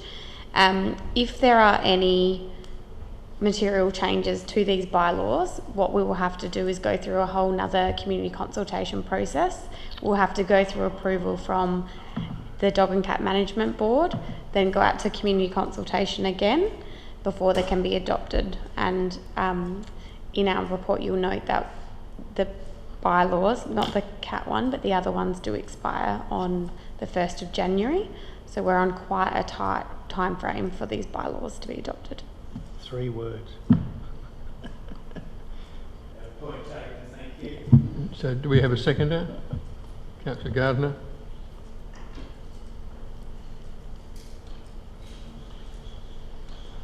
Any further discussion? Councillor Coomans. Yeah, thanks, Mayor Parkes. I think members are probably aware that I'm not at all in support of Bylaw 6 in relation to cats. I think this is going to be unmanageable bylaw, and if you recall when it first came to council for consideration, the staff report recommended no. We had a lot of cat organisations that said this is daft. There's very few councils that have actually adopted this. But one of the things that I found missing in our bylaw, there's no mention of when you identify the owner, there's nothing about microchipping or tattooing. So, and I know that does provide identification and it's readily available, but nothing in that bylaw says how the owner will be identified. Sure. If I may, through the chair, our bylaws can't repeat anything that are made by other legislation. So if that's covered through the dog and cat management, through their sort of legislation, we can't repeat it within our bylaw. Okay, and I guess the other, so we can't make the document stand alone, all right? And it's not anyone's fault other than what the legislation says. The other thing is it does mention fees. So had there been any consideration in terms of introducing or bringing a report forward about the level of registration fees for cats?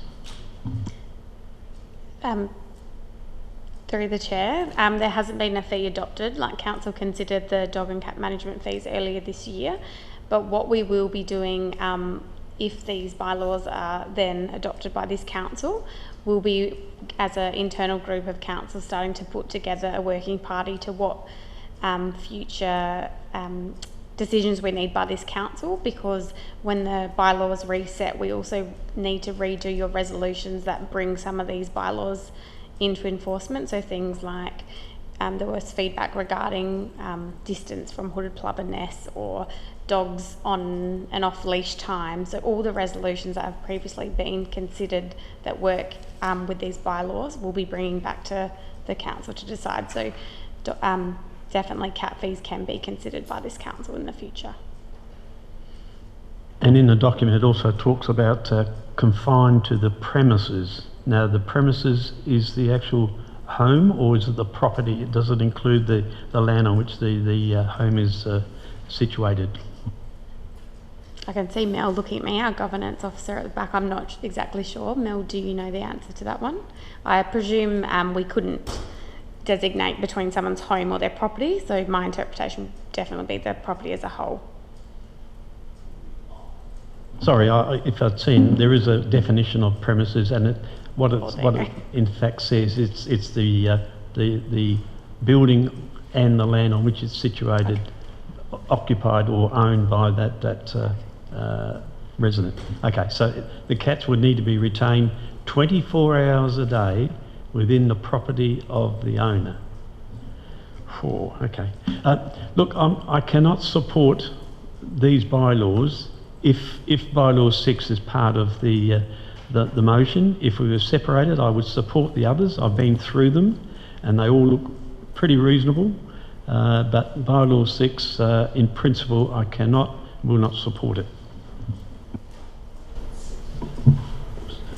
Councillor Scott, you happy to take 6 out? Quickly, can you give me an answer? Turn the microphone on, it'll help, then we can hear you. That I'm actually just trying to find 6, that's all. Pippin? We need to run it through. Nigel's telling me we need to run it through. We need to have the ruling on 6. So we'll let it go. And if Councillor Cummins wishes to vote against it, and if it fails, it can be a foreshadowed change. So is there any further discussion? Councillor Gardner. Well, I'm very glad that the cat bylaw is in there, despite the fact that it might not be as useful as it might. At least it's in there because cats cause a huge amount of problems with our flora and fauna. Very glad it's in there. Any further discussion? Councillor Thornton. I just have to say I own a cat and I love cats, and people are really hateful to cats, and I think sometimes laws can bring upon hate, like it gives people an excuse to be mean to a cat. And I would worry if I was to move house and my cat got in someone's yard and they were not a cat person and they for some reason hurt my cat, and stuff like this does scare me as a cat owner. Any further discussion? If not, I will put the recommendation. All those in favour? Against? That's carried. You need an absolute majority on this one, I think, Mayor Parks. Sorry? I think you need an absolute majority on this one. It's not just by majority. So you had 2 against.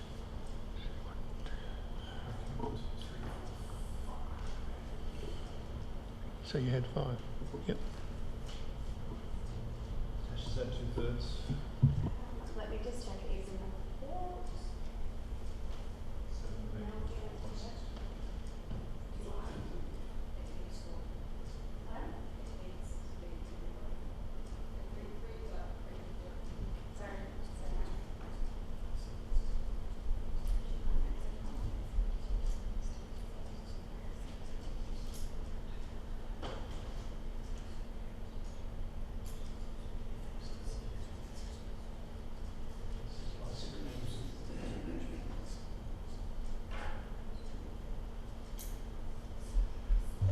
7 members, two-thirds is 4.66. So we had 5 people vote for yes, so we have 2/3 majority.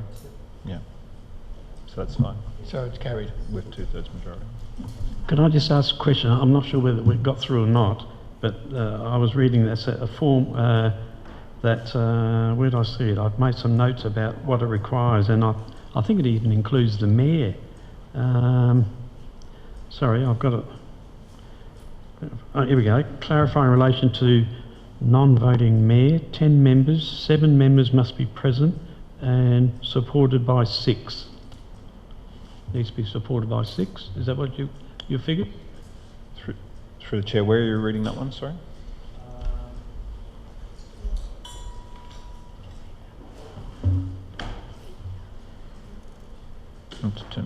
It's in the report objective.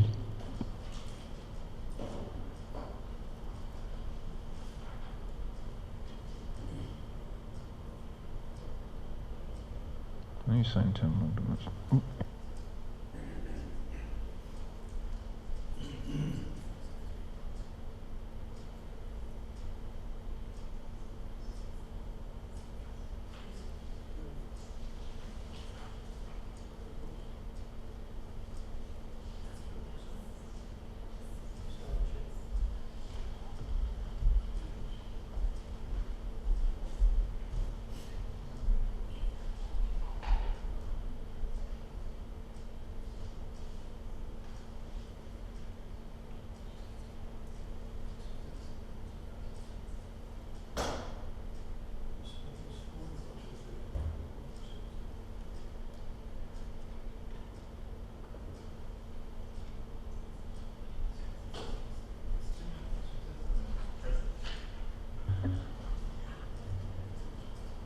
So we haven't got 10 people present, we've got 7 people present, and the resolution must be supported by at least 6 members.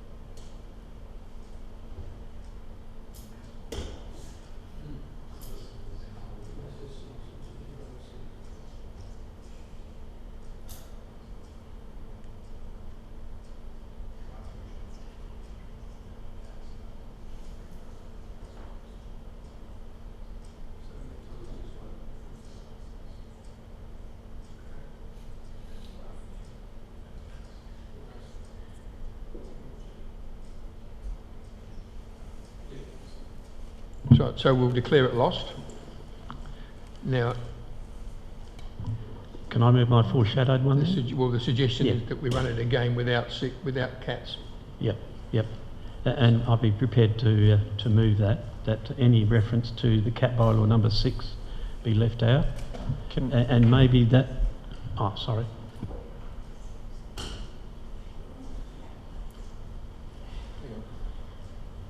If I may, through the chair, if you don't put the cat bylaw through tonight, that bylaw still stands because that is one that does not expire because it was only made last year. So that one does not expire on the 1st of January. That one will still be in play.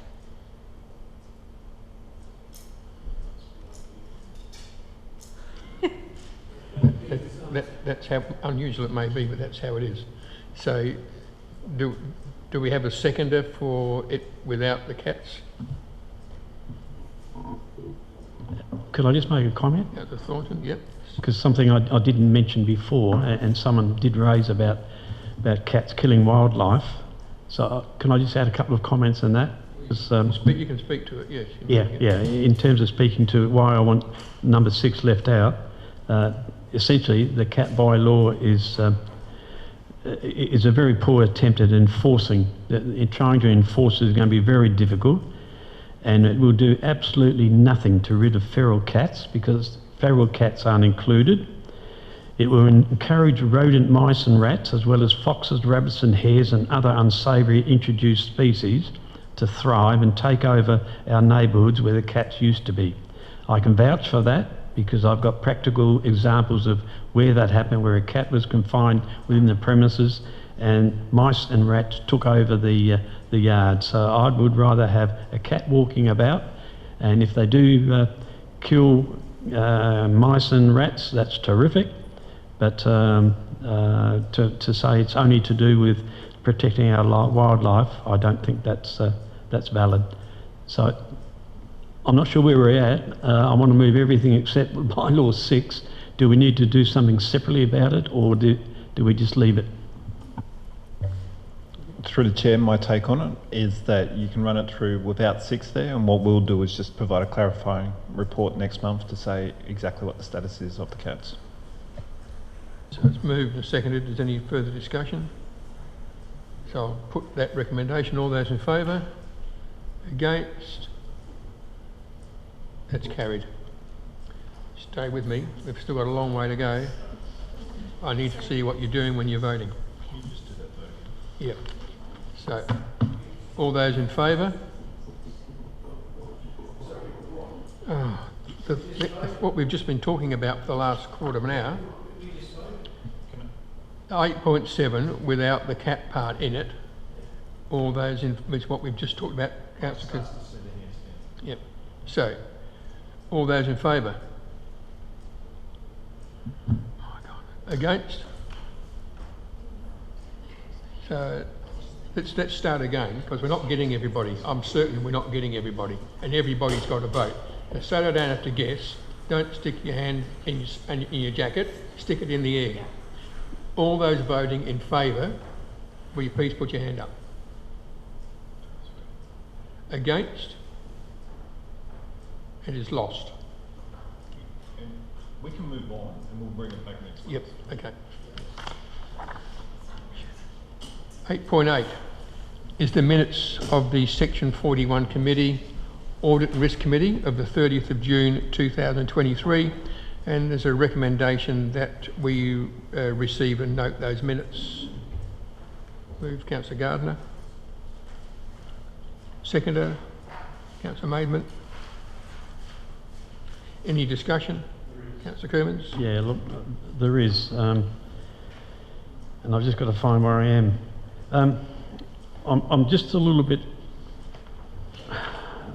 I have a difficulty when we read the summary on page 279.5, this is a summary of the meeting, when it says consideration of a detailed management paper on time off in lieu, we call that the toil, financial management of toil has been long-running concern of the committee. The proposal is to provide overtime pay as the first option for managing additional work hours with toil. I'm just wondering where that came from, because with my history in work and what have you, overtime was available not as an automatic. If we're going to consider this is going to be an extra cost, it's an anti-work-life balance suggestion. It is a higher health risk, and looking at what the Fair Work Ombudsman says about this proposal, I'm not sure that they would be in favour of something like that. Is it a work best practice proposal, having overtime rather than a toil? And should it not be with some sort of agreement with the worker and manager, and should it not be contained in an EB? I just find that that sort of wording rather unwarranted.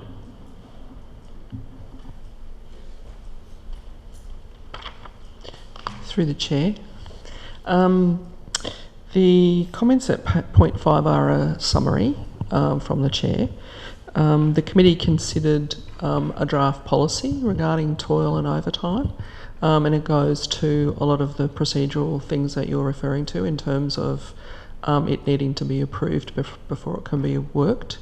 and that in overtime is the first option, but it's not always the only option. So it's about having discussions with the circumstances in mind and the particular staff and the operational need.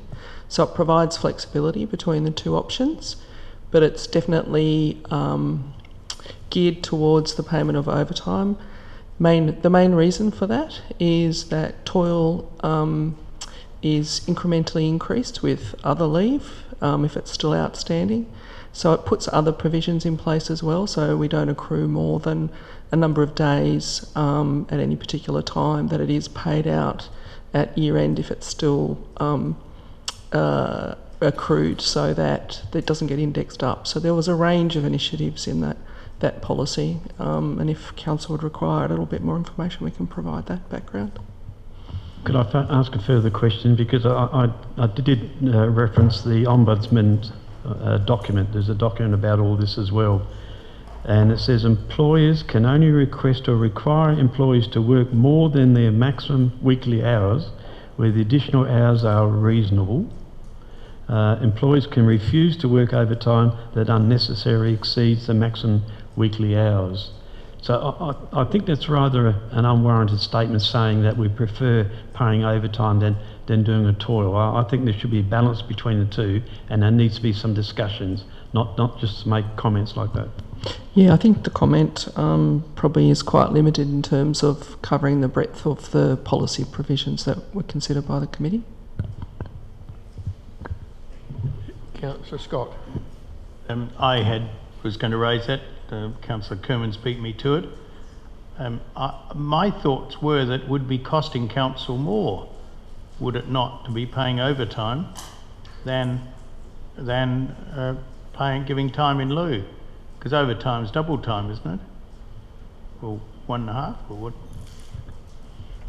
Overtime is a range of 1 unit or 1.5 or 2 units, depending on the length of overtime and the time that it's worked. Right, thank you. And I also had, I think procurement comes under this as well, and I just noted that the weighting had doubled from 15% to 30%. And while I'm all for local employment, I just thought that is getting quite generous, I would have thought, but it's an area that I'm not sort of dabbling in all the time, but I just thought that is a considerable 30%, nearly a third more. But just make those observations. Through the chair again, there is a report with a bit more detail in it, 8.9 of tonight's agenda, and it does describe how that's applied and what the net outcome of it is, which isn't a straight 30%. So is there any further discussion? So I'll put the recommendation. All those in favour? Against? It's carried unanimously. So 8.9 is the report from Section 41 Audit and Risk Committee Policy Review on Procurement, and there's a recommendation there from the Audit and Risk Committee that we receive the draft policy for consultation, and administration recommendation with 3 dot points. So is there a mover that we... Councillor, we'll do it both at once. Councillor Kerman, you moving that? Yep. Your seconder, Councillor Livingston. Any discussion? Councillor Miller. Thank you, Worship. I just wanted to make a brief comment on the Audit and Risk Committee. I was at this meeting, and I just wanted to comment and commend the staff education program around this. It appears to be quite extensive. These are high-risk areas for council, so I just wanted to say I think that's a great initiative to make sure everybody within the staff are aware of their responsibilities and how to go about doing procurement. It's really important. Thank you. Any further discussion? I'll put the recommendations. All those in favour? Against? That's carried unanimously. 8.10 is the Land, Road and Assets Policy, Community Engagement Outcomes, and there's a recommendation there with 7 dot points. Somebody want to move that? Councillor Gardner. A seconder? Councillor Miller. Any discussion? Councillor Miller. Just a quick comment.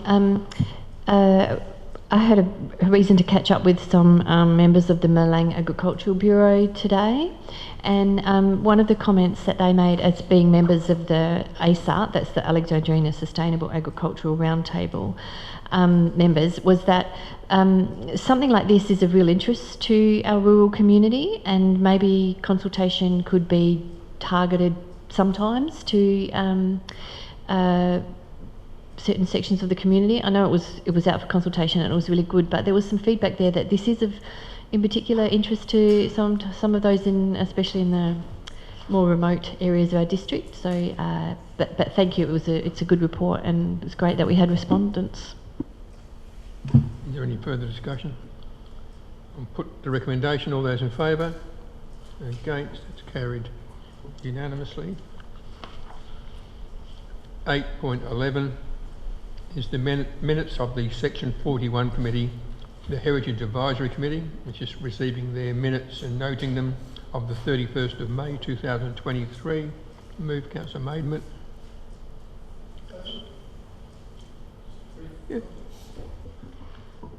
Yeah, as a result of I'm on that committee along with Councillor Gardner, and as a result of that particular meeting, we were able to view the draft heritage strategy for Heritage Alexandrina, which has been in the making for well over 12 months. The last chamber, excuse me, were able to give a budget line for this particular strategy to take place, and it will be great for all of Alexandrina. It covers a lot of the townships, and something that's much needed, and congratulations to all concerned who put it all together. Seconder. Councillor Miller. Any further discussion? Put the recommendation. All those in favour? Against? That's carried unanimously. 8.12 is the minutes of the Section 41 Committee, the Climate Emergency and Environment Committee from the 5th of June 2023. And there's a recommendation that we receive the minutes of their meeting on the 5th of June. Moved Councillor Livingston. Seconded Councillor Coomans. Any discussion? I'll put the recommendation. All those in favour? Against? It's carried unanimously. 8.13 is the confidential order review. There's various items. They start at 1 and go to 2. And there's several in there. There's just retention of confidentiality on some items. Is there a mover for that? Councillor Livingston. Seconder. Councillor Gardner. Any discussion? Councillor Maidment. Yeah, item 1.2, confidential Milnes Road Strathalbyn Code Amendment. I question whether that should even be in there, because there is no code amendment coming for that particular site.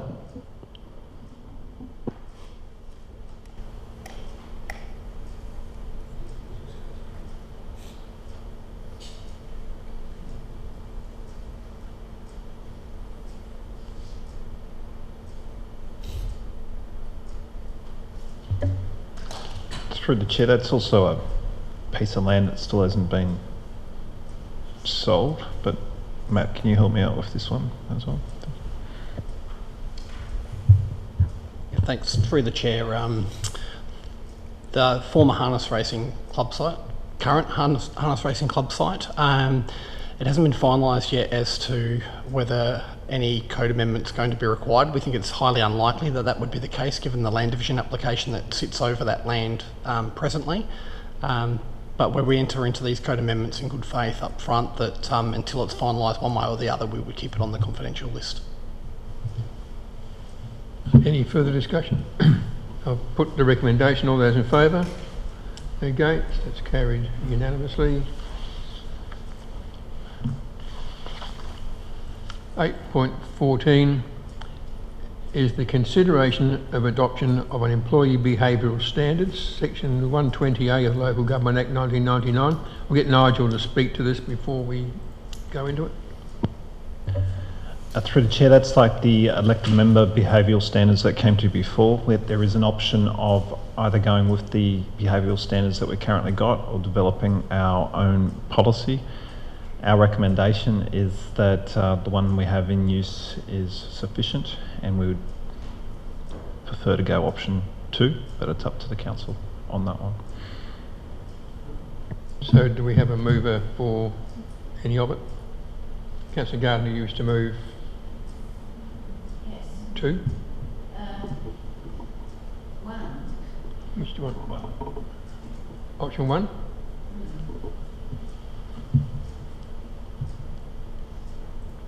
Is there a seconder for that? Is there a seconder? No, so that'll lapse through want of a seconder. So we'll start again. So option 1's lapsed through want of a seconder, so I guess we're back to option 2. Is there a mover for option 2? Councillor Maidment?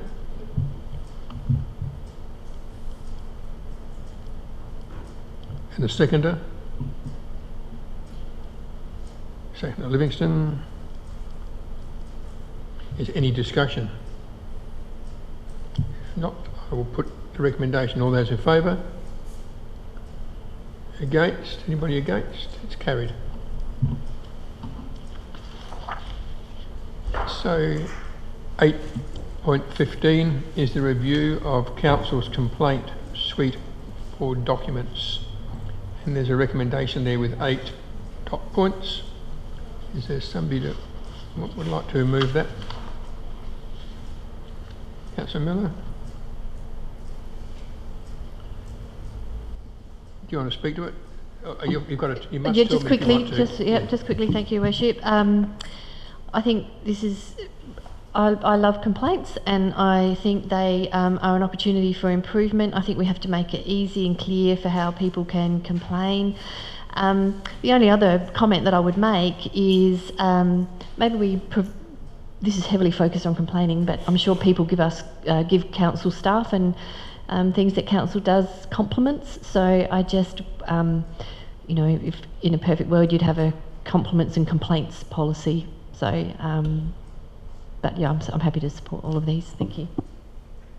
So do we have a seconder? Councillor Maidment. Any further discussion? I'll put the recommendation. All those in favour? Against? That's carried unanimously. 8.16 is the delegation of Council's powers and functions, and that is, this goes on and on. Several pages of it. It is simple. Nothing's changed. It's just simply a statutory requirement that we do it. We do the delegations. So, is there a mover first? Councillor Livingston. Is there a seconder? Councillor Miller. Is there any discussion? Councillor Coomans. I just wanted to ask a question there. 606 pages. I did flick through them and looked at things like the cemeteries and power lines and EPA and medical waste. But in some areas it has no delegation. Does that mean that they automatically come to council then? Because mostly it's delegated to CEO, or it's left blank. And the blanks, I'm assuming, that's a council responsibility? Yeah. Thank you. I support it. So is any further discussion? No, so I'll put the recommendation. All those in favour? Against? That's carried unanimously. 8.17 is the Chief Executive's report, and there's a recommendation there with 2 dot points that the report be received. And note that the CEO will be taking a leave from the 31st of July 2023 to the 11th of August 2023, and the General Manager Corporate Trish Kirtland will be performing the role of acting CEO. So is there a mover for that? Councillor Scott. Seconder, Councillor Gardner. Any questions or discussion regarding Nigel's report? Always informative. So I'll put the recommendation. All those in favour? Against? Against? Or it's carried unanimously. I can't run on time delay. You're either with me or you're not. You can't put your hand up after I've called it and ask for against. Sorry. It's bad enough trying to make sure everybody got his hands there. 9 is council member reports. 9.1 is the presiding member's report, and there's a recommendation that the report for June 2023 be received. Moved Councillor Livingston. Seconder. Councillor Maidment. Any questions or discussion? No. I'll put the recommendation. All those in favour? Against? It's carried unanimously. 9.2 is the council member activity report. We have a report from Councillor Margaret Gardner. There's a recommendation that that report for June be received. The mover for that? Councillor Miller. Is there a seconder? Councillor Livingston.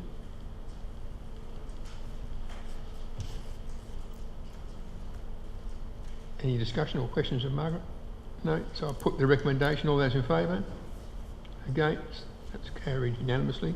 Are there any verbal updates members would like to give on activities while we're on that item? Councillor Scott. Very quickly, I attended the forum run by the Productivity Commission on the implementation of the Murray-Darling Basin Plan. It was quite interesting. Not a lot of people there, but those that were there were pretty experienced in that sort of all that area, and the main gist I think the main gist was that there needs to be a lot of effort put into amending how they, with the big clean out of the river and everything, the flood and the river virtually cleaned out to ensure that it, or endeavour to ensure that it doesn't fall into the parlous state that it did in the past 20 odd years, and that was generally agreed by all concerned. Anything else? No. So we'll now move to item 10, which is confidential items.